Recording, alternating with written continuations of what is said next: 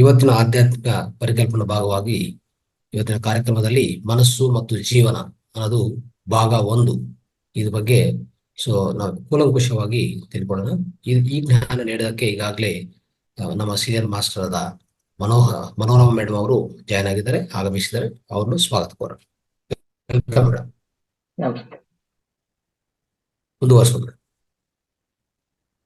ಮಹಾವತಾರಿ TV ವೀಕ್ಷಕರೆಲ್ರಿಗೂ ನಮಸ್ಕಾರ.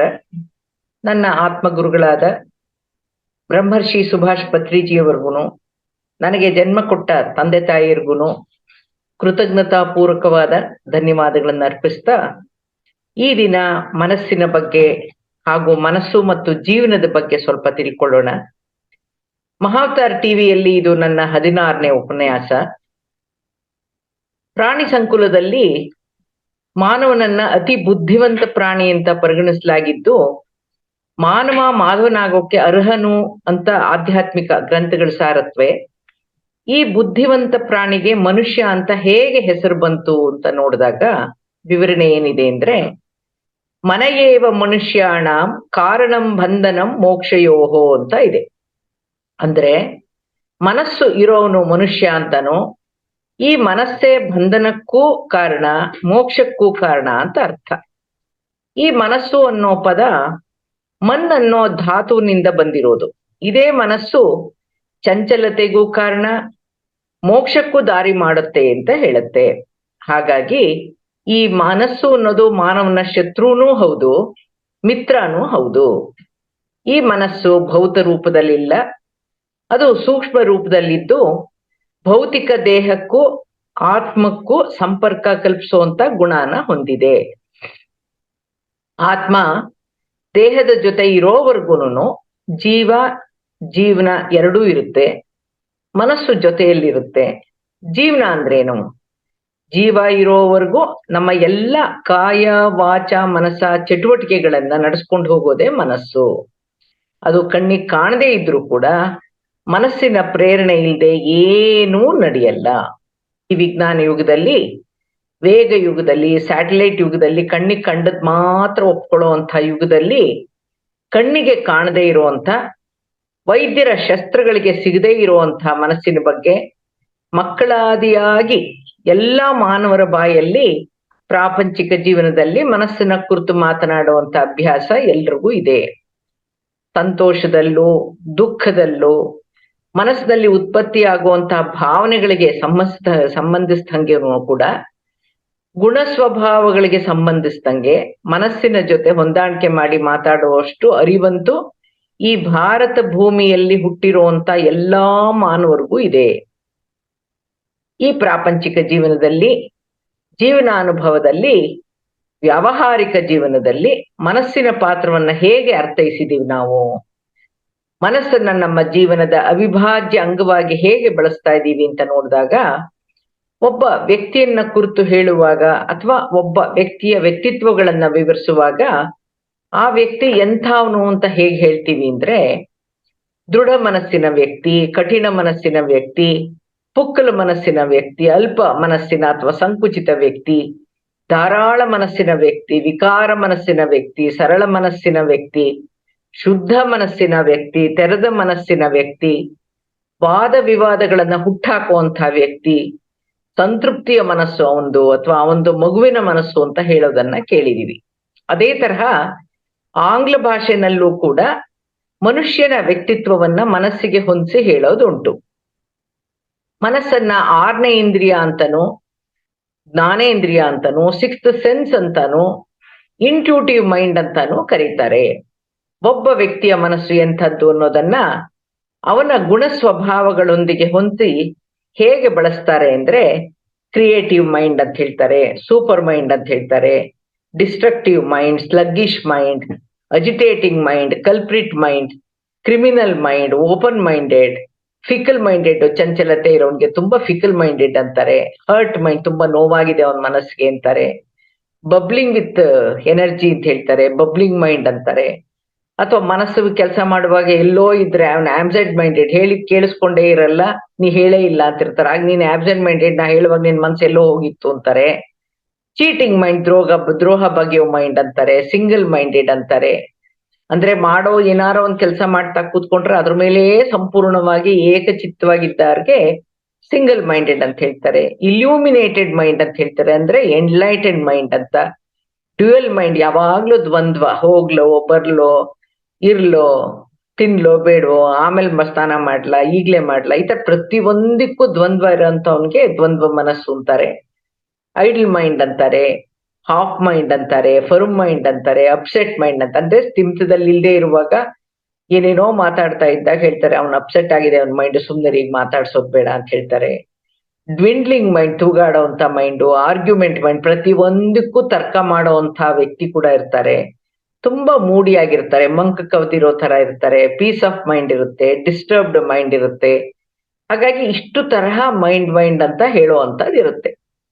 ಈ ವಿಜ್ಞಾನ ಯುಗದಲ್ಲಿ, ಕಂಪ್ಯೂಟರ್ ಯುಗದಲ್ಲಿ ಆಧ್ಯಾತ್ಮದ ಅರಿವು ಇಲ್ಲದೆ ಇದ್ರೂ ಕೂಡ, ಮನಸ್ಸು ಎಲ್ಲಿದೆ, ಹೇಗಿದೆ ಅಂತ ಗೊತ್ತಿಲ್ಲದೆ ಇದ್ರೂ ಕೂಡ, ಮಕ್ಕಳು, ವಿದ್ಯಾರ್ಥಿಗಳು ಮನಸ್ಸು ಕುರಿತಂಗೆ ಹೇಗ್ ಮಾತಾಡ್ತಾರೆ, ಮಕ್ಕಳು ಮನಸ್ಸಿನ ಭಾವನೆಗಳನ್ನ, ಅವರ ಅನಿಸಿಕೆಗಳನ್ನ ಹೇಗೆ ವ್ಯಕ್ತಪಡಿಸ್ತಾ ಇರ್ತಾರೆ ಅಂತ ನೋಡೋಣ. ಯಾಕಂದ್ರೆ ದೊಡ್ಡವ್ರಿಗೆ ನಮಗೆ ಮನಸ್ಸೆಲ್ಲಿದೆ ಅಂತ ಗೊತ್ತಿಲ್ಲ, ಹೇಗಿದೆ ಅಂತ ಗೊತ್ತಿಲ್ಲ. ಆದ್ರೂ ಕೂಡ ದೊಡ್ಡವ್ರು ಮಾತಾಡೋ ಮಾತನ್ನ ಕೇಳಿಸ್ಕೊಂಡು ಮನಸ್ಸಿಗೂ ನಮ್ಮ ನಡವಳಿಕೆಗೂ ಎಲ್ಲಕ್ಕೂ ಸಂಬಂಧ ಇದೆ ಅನ್ನೋ ಅಷ್ಟನ್ನ ಗ್ರಹಿಸುವಷ್ಟು ಜಾಣರು ನಮ್ಮ ಮಕ್ಕಳಿದ್ದಾರೆ.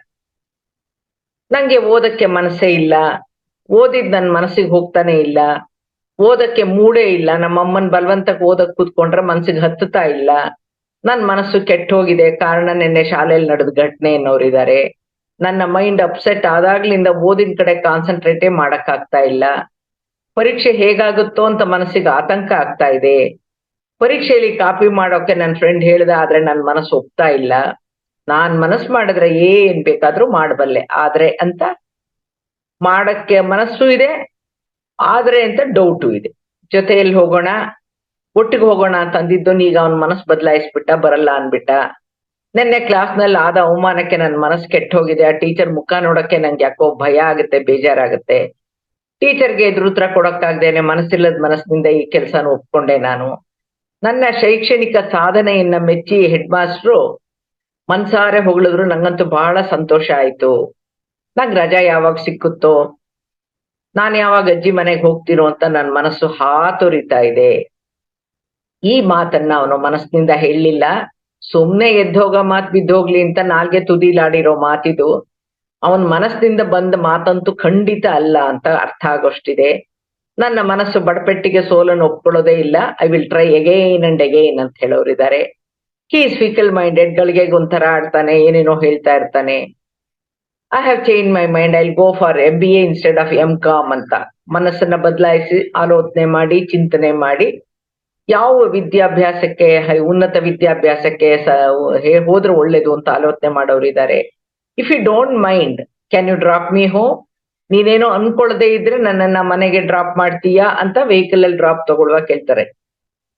My mind is totally disturb, don't force me, I am not in my moods. ಮನಸ್ಸು ಕೆಟ್ಟೋದಾಗ, ಬೇಜಾರಾದಾಗ, ನೋವಾಗಿದ್ದಾಗ, ತರ ಅವಮಾನ ಆಗಿದ್ದಾಗ, ಆ ಮನಸ್ಸೊಂದು ಮೂಡ್ ಅಂದ್ರೆ ಒಂದು ಆ ಸ್ಥಿತಿ, ಮನಸ್ಸಿನ ಸ್ಥಿತಿ, ಉಲ್ಲಾಸನ, ದುಃಖನ ಅದನ್ನ ಎಕ್ಸ್ಪ್ರೆಸ್ ಮಾಡೋ ರೀತಿ ಸೈಲೆಂಟ್ ಆಗ್ಬಿಟ್ಟು ದುಃಖ ಪಟ್ಕೊಂಡು ಹತ್ಕೊಂಡು ಯಾರ ಜೊತೆನೂ ಮಾತಾಡದೆ ಇದ್ದಾಗ ಅವ್ನು ತುಂಬಾ ಮೂಡಿ ಅಂತ ಹೇಳ್ತಾರೆ. I am not in my moods ಅಂತಾರೆ. I don't mind for going food and sleep but I should secure centum ಅಂತ ಹೇಳೋರಿದ್ದಾರೆ. ನಾನು ನಿದ್ದೆ ಕೆಟ್ಟರು ಪರವಾಗಿಲ್ಲ, ಆಹಾರ ತಿಂದೇ ಇದ್ರೂ ಪರವಾಗಿಲ್ಲ, ನಾನಂತೂ ಸೆಂಟಮ್ ತಗೊಳ್ಳೇಬೇಕು ಅಂತ ಆ ದೃಢ ನಿರ್ಧಾರ ತಗೊಳ್ಳೋ ಅಂತ ಮನಸ್ಸಿರುತ್ತೆ. He has a mind set that English teacher is partial. ಯಾಕೆಂದ್ರೆ ಅವನ ಮನ್ಸಲ್ಲಿ ಒಂದು ಅನಿಸಿಕೆ ಊರ್ಕೊಂಡ್ಬಿಟ್ಟಿರುತ್ತೆ, ಬೇರೂರ್ ಬಿಟ್ಟಿರುತ್ತೆ. ಇಂಗ್ಲಿಷ್ ಟೀಚರು ಪಾರ್ಷಿಯಲ್ಲು, ಅವನಿಗೆ ಮಾತ್ರ ಗೈಡ್ ಮಾಡ್ತಾರೆ, ಅವನಿಗೆ ಮಾತ್ರ ಜಾಸ್ತಿ ಮಾರ್ಕ್ಸ್ ಕೊಡ್ತಾರೆ, ಅವನನ್ನ ಫಸ್ಟ್ ಬೆಂಚಲ್ಲಿ ಕೂತ್ಕೊಳ್ಳಕ್ ಹೇಳ್ತಾರೆ ಅಂತ ನಡವಳಿಕೆಗಳ ಮೇಲೆ ಒಬ್ಬ ವ್ಯಕ್ತಿಯನ್ನ ಹೇಳೋವಂಥದ್ದಿದೆ. ಈ ಎಲ್ಲಾ ಮಾತುಗಳಿಂದ ನಾವೇನ್ ಅರ್ಥ ಮಾಡ್ಕೋಬಹುದು ಅಂತಂದ್ರೆ, ಭಾವನೆಗಳಿಗೂ ಅನಿಸಿಕೆಗಳಿಗೂ ವ್ಯಕ್ತಿತ್ವವನ್ನ ಸೂಚಿಸುವಂತ ಗುಣ ಸ್ವಭಾವಗಳಿಗೂನು ಮನಸ್ಸಿಗೂ ಏನೋ ಸಂಬಂಧ ಇದೆ. ವಿದ್ಯಾರ್ಥಿಗಳು ಈ ಚಂಚಲ ಮನಸ್ಸನ್ನ ನಿಗ್ರಹಿಸ್ದೇನೆ, ನಿಯಂತ್ರಿಸ್ದೇನೆ, ಮನಸ್ಸು ಹೋದಂಗೆ ಹೋಗಕ್ ಬಿಟ್ಬಿಟ್ಟು ಇರೋ ಬುದ್ಧಿವಂತಿಕೆಯನ್ನ ಸರಿಯಾದ ರೀತಿಯಲ್ಲಿ ಬಳಸದೇ ಇದ್ರೆ ಅವರ ವಿನಾಶಕ್ಕೆ ಅವರೇ ಕಾರಣರಾಗ್ತಾರೆ. ವಿದ್ಯಾರ್ಥಿಗಳಿಗೆ ಮಾತ್ರ ಅಲ್ಲ, ನಮ್ಮೆಲ್ರಿಗೂ ಕೂಡ ಈ ಮಾತು ಅನ್ವಯಿಸುತ್ತೆ. ಅದೇ ಮನಸ್ಸಿನ ಶಕ್ತಿ ಸಾಮರ್ಥ್ಯಗಳನ್ನ ತಿಳಿದು ಪ್ರಗತಿಪರವಾಗಿ ಬಳಸಿದ್ರೆ ನಾವು ನಮ್ಮ ಗುರಿಗಳನ್ನ ಸಾಧಿಸಕ್ಕೆ ಸಾಧ್ಯ, ಸ್ವಾವಲಂಬಿ ಆಗಕ್ಕೆ ಸಾಧ್ಯ, ಕುಟುಂಬಕ್ಕೆ ಆಸ್ತಿ ಆಗ್ಬೋದು, ದೇಶಕ್ಕೆ ಅತ್ಯುತ್ತಮ ಪ್ರಜೆ ಆಗ್ಬೋದು, ನಮ್ಮ ಜನ್ಮವನ್ನ ಸಾರ್ಥಕಗೊಳಿಸ್ಕೊಳ್ಬಹುದು. ಮಕ್ಳು ಹಾಳಾಗದೆ ಇರ್ಲಿ, ತಿಳ್ಕೊಳ್ಳಿ, ತಪ್ಪಾಗದೆ ಇರ್ಲಿ ಅಂತ ತಂದೆ ತಾಯಿಗಳು, ಪೋಷಕರು ಮಕ್ಕಳಿಗೆ ಮನೋಸಂಬಂಧಿತವಾಗಿ ಬುದ್ಧಿ ಹೇಗೆ ಹೇಳ್ತಾರೆ, ಹೇಗೆ ಎಚ್ಚರಿಸ್ತಾರೆ ಅಂದ್ರೆ, ನಾವ್ ಹೇಳೋದ್ ಒಂದು ನಿನ್ ತಲೆಗೆ ಹೋಗಲ್ಲ, ನಿನ್ ಮನಸ್ಸಿಗೆ ಬಂದ ಹಾಗೇ ಮಾಡೋದು, ಮನಸ್ಸಿಗೆ ಬಂದಾಗ ಹುಚ್ಚುಚ್ಚಾಗಿ ನಡ್ಕೋಬೇಡ, ಹೀಗ್ ಮಾಡ್ತಾ ಇದ್ರೆ ಜೀವನದಲ್ಲಿ ಬಹಳ ಪೆಟ್ಟು ತಿಂತೀಯ ನೋಡು ನೀನು ಅಂತ ಎಚ್ಚರಿಕೆ ಕೊಡ್ತಾರೆ. ಆ ಮಕ್ಳು ಕೂತ್ ಕಡೆ ಕೂರಲ್ಲ, ಓಡಾಡ್ತಾನೆ ಇದ್ದಾಗ ಬೈತಾರೆ. ನೆಟ್ಟು ಒಂದ್ ಕಡೆ ಮನಸ್ ಗಟ್ಟಿ ಮಾಡ್ಕೊಂಡು ಕೂತ್ಕೊಂಡು ಓದೋದಿಲ್ವಲ್ಲ, ಓಡಾಡ್ತಾನೆ ಇರ್ತಿ, ಯಾವ ಸೀಮೆ ಓದಿದ್ ಈ ತರ ನಾವು ಓದೋದು ವಿದ್ಯಾರ್ಥಿಗಳು ಅಂತ ಹೇಳ್ತಾರೆ. ಸ್ವಲ್ಪ ಗಟ್ಟಿಯಾಗೋದು, ಕಿವಿ ಮೇಲೂ ಒಂಚೂರು ಬೀಳ್ಲಿ, ಮನಸ್ಸಿನಲ್ಲೇ ಓದ್ತಿದ್ದಾಗ ತಲೆ ಎಲ್ಲೆಲ್ಲೋ ಹೋಗುತ್ತೆ, ಏನೇನೋ ಆಲೋಚನೆಗಳು ಬರ್ತಾ ಇರುತ್ತೆ, ಸ್ವಲ್ಪ ಜೋರಾಗಿ ಓದೋ, ನಾನು ಕೇಳಿಸ್ಕೋತೀನಿ ಅಂತ ಹೇಳೋಂತ ತಾಯಿರು ಇದ್ದಾರೆ. ಓದೋಕೆ ಕೂತಾಗ್ಲಾದ್ರೂ ಮನ್ಸಿಟ್ ಕಲಿಬಾರ್ದ, ಕೈಯಲ್ಲಿ ಮೊಬೈಲು, ಕಿವಿಗೇನೋ ಇಯರ್ಫೋನು, ಯಾವ ಸೀಮೆ ಓದ್ತೀಯ, ಇದ್ ಯಾವ ತರ ಓದಿತೀವಿ, ಎಲ್ಲ ಕಿತ್ತಾಕತ್ಲಾಗೆ ಬರೀ ಪುಸ್ತಕ ಇಟ್ಕೊಂಡು ಓದು ಅಂತ ಹೇಳೋರು ಇದ್ದಾರೆ. ಮನೆಯಿಂದ ಆಚೆ ಹೋದ್ರಂತೂ ನೀನು ಮನ್ಸಿಗೆ ಬಂದಂಗೆ ಹೊತ್ತು ಗೊತ್ತಿಲ್ಲದೆ ಸುತ್ತಾ ಇರ್ತೀಯ, ಮನೆನೇ ಸೇರಲ್ಲ. ಏನೇನೋ ನಿನ್ ಮನಸ್ಸಿನಲ್ಲಿ ಸೃಷ್ಟಿಸ್ಕೊಳ್ಬೇಡ, ನಿನ್ ಕೈಲಾಗದೆ ಇರುವಂತ ಕೆಲಸ ಏನಲ್ಲ ಇದು. ನೀನ್ ಸ್ವಲ್ಪ ಪ್ರಯತ್ನ ಪಟ್ಟು ನೋಡು, ನೀನ್ ಮನಸ್ಸು ಮಾಡಿದ್ರೆ ನಿಂಗೆ ಸಾಧ್ಯ ಆಗಲ್ಲ ಅನ್ನೋದಿಲ್ಲ. ನನಗ್ ನಿನ್ ಮೇಲೆ ನಂಬಿಕೆ ಇದೆ, ಚೆನ್ನಾಗಿ ಓದು ಕುತ್ಕೊಂಡು. ಧೈರ್ಯ ತುಂಬೋರು ಇದ್ದಾರೆ, ಮೋಟಿವೇಟ್ ಮಾಡೋರು ಇದ್ದಾರೆ. Keep in mind that you are not a small boy to behave like this ಅಂತ. ಮಕ್ಳು ದೊಡ್ಡವರಾಗಿರ್ತಾರೆ, ಆದ್ರೂ ಪುಟ್ಟ ಮಕ್ಕಳ ತರ ಆಡ್ತಾ ಇದ್ದಾಗ ನೀನೇನ್ ಚಿಕ್ಕ ಹುಡುಗನ ಈ ತರ ಎಲ್ಲ ಆಡಕ್ಕೆ ಸ್ವಲ್ಪ ನಿನ್ ಮನ್ಸಲ್ಲಿ ಲೆಕ್ಕ ಹಾಕೋ, ನೀನ್ ದೊಡ್ಡವನಾಗಿದೀಯಾ, ಬೆಳೆದಿದೀಯಾ, ಬಯಸ್ಕೊಳ್ಳೋ ವಯಸ್ಸಲ್ಲ ಇದು, ಹೇಳಿಸ್ಕೊಳ್ಳೋ ವಯಸ್ಸಲ್ಲ ಅಂತಾನು ಬುದ್ಧಿ ಹೇಳ್ತಾರೆ. ನೀನ್ ಗಟ್ಟಿ ಮನಸ್ಸು ಮಾಡಿ ಚಂಚಲ ಮನಸ್ಸಿಗೆ ಲಂಗು ಲಗಾಮ್ ಹಾಕಿ ಸರಿಯಾಗಿ ಓದಿದ್ರೆ ಪಾಸ್ ಆಗ್ಬಹುದಷ್ಟೇ. ನಮ್ಮ ಬಲವಂತಕ್ ನೀನೇನಾರ ಅರಮನಸ್ನಿಂದ ಕೈಯಲ್ಲಿ ಪುಸ್ತಕ ಹಿಡ್ಕೊಂಡು ಸುಮ್ಮನೆ ಕೂತ್ಕೊಂಡ್ರೆ ಏನು ಪ್ರಯೋಜನ ಇಲ್ಲ ಅಂತ ಹೇಳಿ ಈ ತರ ಎಲ್ಲ ಓದೋದು ಅಂತ ಎಚ್ಚರಿಕೆ ಕೊಡ್ತಾನೆ ಇರ್ತಾರೆ. ನನ್ ಮಾತುಗಳನ್ನ ಈಗ್ಲಾದ್ರೂ ನೀನ್ ಮನಸ್ಸಿಗೆ ತಗೊಂಡ್ರೆ ನಿಂಗೆ ಒಳ್ಳೇದಪ್ಪ. ಹೀಗೆ ಗಂಟೆಗಟ್ಲೆ ಕೂತ್ಕೊಂಡು ಅಧ್ಯಯನ ಮಾಡ್ಬೇಡ, ಸ್ವಲ್ಪ ಎದ್ದು ಓಡಾಡು, ಒಂದ್ ಅರ್ಧ ಗಂಟೆ ಸಂಗೀತ ಕೇಳು, ಮನಸ್ಸು ಹಗುರ ಅನ್ಸುತ್ತೆ, ಮೆದುಳಿಗೂ ವಿಶ್ರಾಂತಿ ಸಿಗುತ್ತೆ ಅಂತ ಹೇಳ್ತಾರೆ.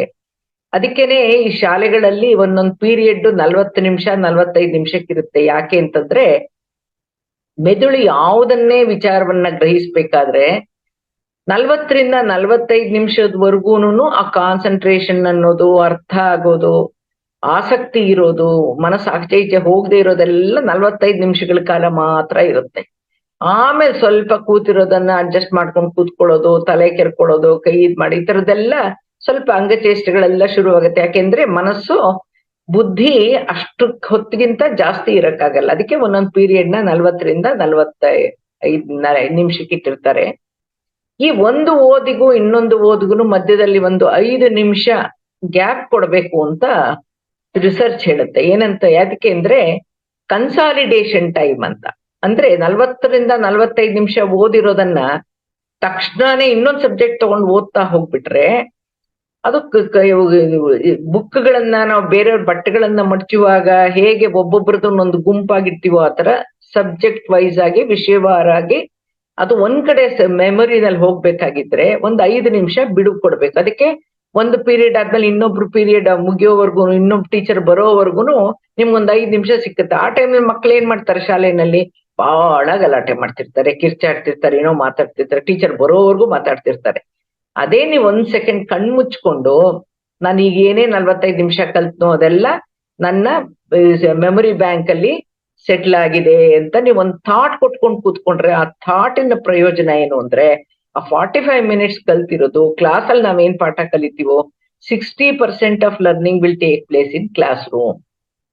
ಹಾಗಾಗಿ ಎಲ್ಲ ಮಾಡಿರೋದು ವೈಜ್ಞಾನಿಕವಾಗಿರುತ್ತೆ, ಆದ್ರೆ ನಾವ್ ಅದ್ ಅರ್ಥನೂ ಮಾಡ್ಕೊಳ್ಳಲ್ಲ, ಅದನ್ನ ಅಳವಡಿಸ್ಕೊಳ್ಳೋದು ಇಲ್ದೇ ಇರೋದ್ರಿಂದ ನಮಗ್ ಕಷ್ಟ ಆಗುತ್ತೆ.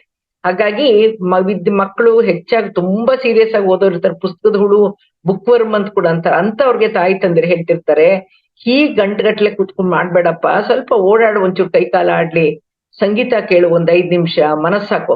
ಓದುವಾಗ ಸಂಗೀತ ಹಾಕೊಂಡು ಓದೋದು ಅದು ಕೆಲವರು ಅಭ್ಯಾಸ ಮಾಡ್ಕೊಂಡಿರ್ತಾರೆ, ಹಾಸ್ಟೆಲ್ ಅಲ್ಲಿ ಇರುವಂತವ್ರು ಗಲಾಟೆ ಕೇಳಕ್ಕಾಗ್ತದೆ, ಅದ್ ಬೇರೆ ವಿಚಾರ.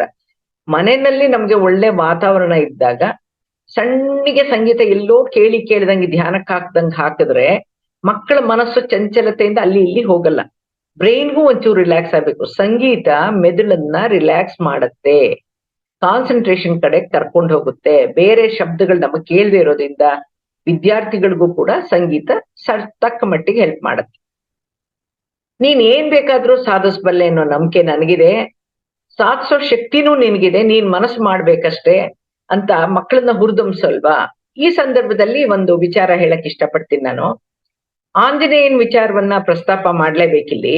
ಆಂಜನೇಯನ ಸಾಮರ್ಥ್ಯ ಏನು ಅಂತ ಅವನಿಗೆ ಗೊತ್ತಿರ್ಲಿಲ್ಲ. ಜಾಂಬುವಂತ ಹೇಳಿದ್ಮೇಲೆ ಆಂಜನೇಯನ್ಗೆ ಗೊತ್ತಾಗಿದ್ದು, ಬಳಸಿದ್ದು. ಹಾಗೆ ನಿನ್ನಿಂದ ಸಾಧ್ಯ ಅಂತ ಪೋಷಕರು ಶಿಕ್ಷಕರು ಹುರಿದುಂಬಿಸೋದು ಕೂಡ ಬಹಳ ಮುಖ್ಯ. ಪಟಾಕಿ ಎಷ್ಟೇ ದೊಡ್ಡದಾಗಿದ್ರು, 50 ಶಾಟ್ಸೇ ಆಗಿದ್ರು, ಅದು ಸಿಡಿಬೇಕಾದ್ರೆ ಅದ್ರಲ್ಲಿ ಅಡಗಿರುವಂತಹ ಬಣ್ಣಗಳು ಹೊರಗ್ ಬರಬೇಕಾಗಿದ್ರೆ ಅದಕ್ಕೊಂದು ಬೆಂಕಿಯ ಕಿಡಿ ಬೇಕೇ ಬೇಕು. ಯಾರಿಗೆ ಅಂತಃ ಪ್ರೇರಣೆ ಇರಲ್ವೋ ಅವ್ರಿಗೆ ಬಾಹ್ಯ ಪ್ರೇರಣೆಯಾಗಿ ತಂದೆ ತಾಯಿ ಅಥವಾ ಗುರುಗಳು, ಮಾರ್ಗದರ್ಶಕರು ಬೇಕೇ ಬೇಕು.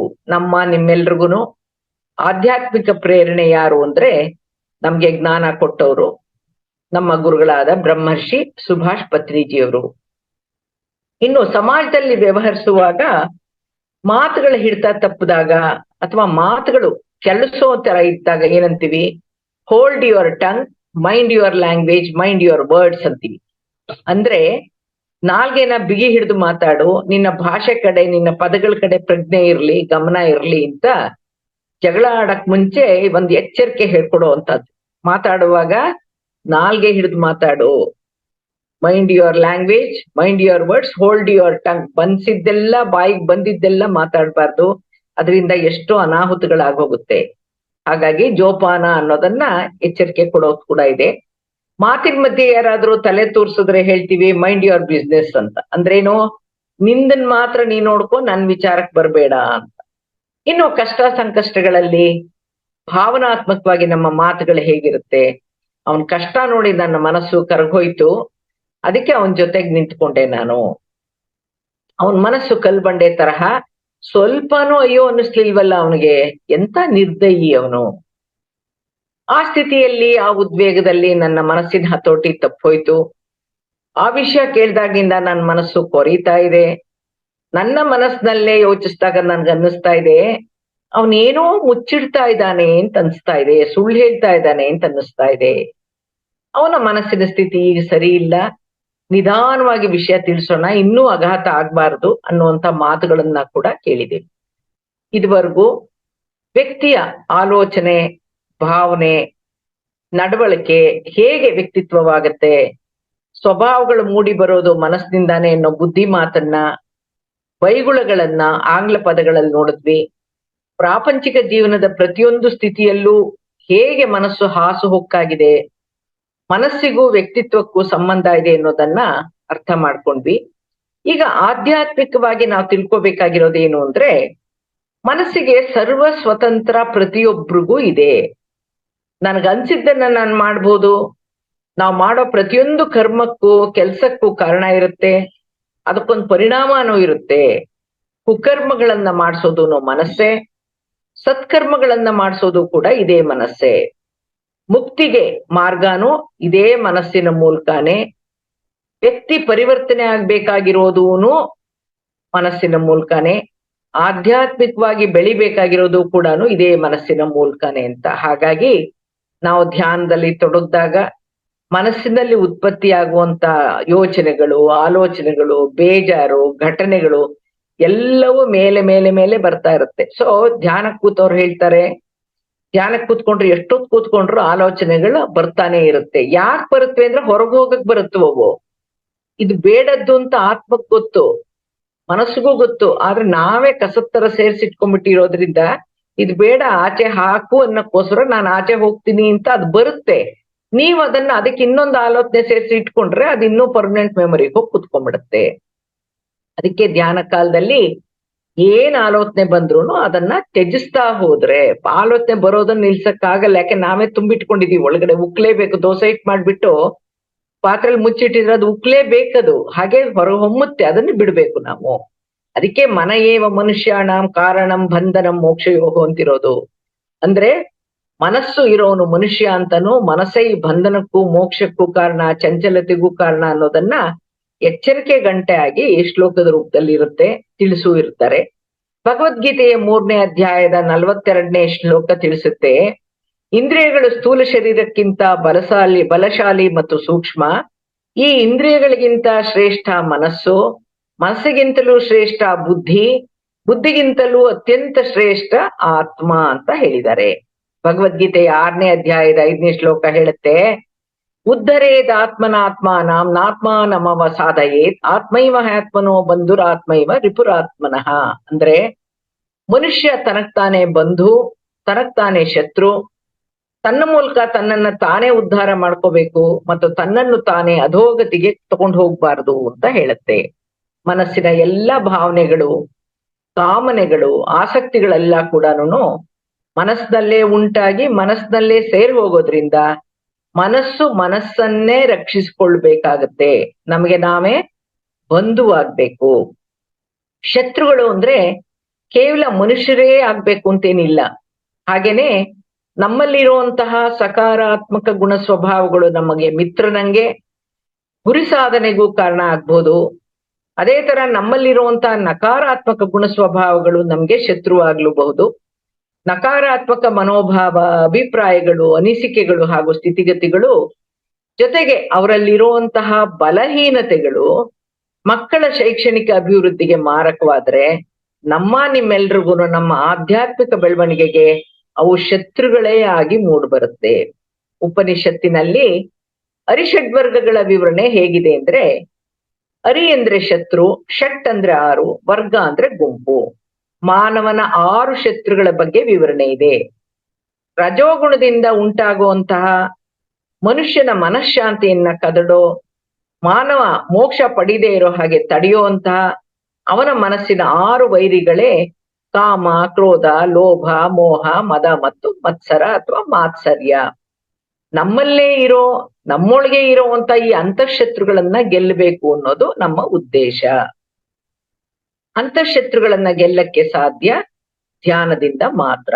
ಸೊ ಈ ಧ್ಯಾನ ಅಂದ್ರೆ ಬರೀ ದೊಡ್ಡವ್ರಿಗೆ ಮಾತ್ರ ಧ್ಯಾನ ಅಂತಲ್ಲ.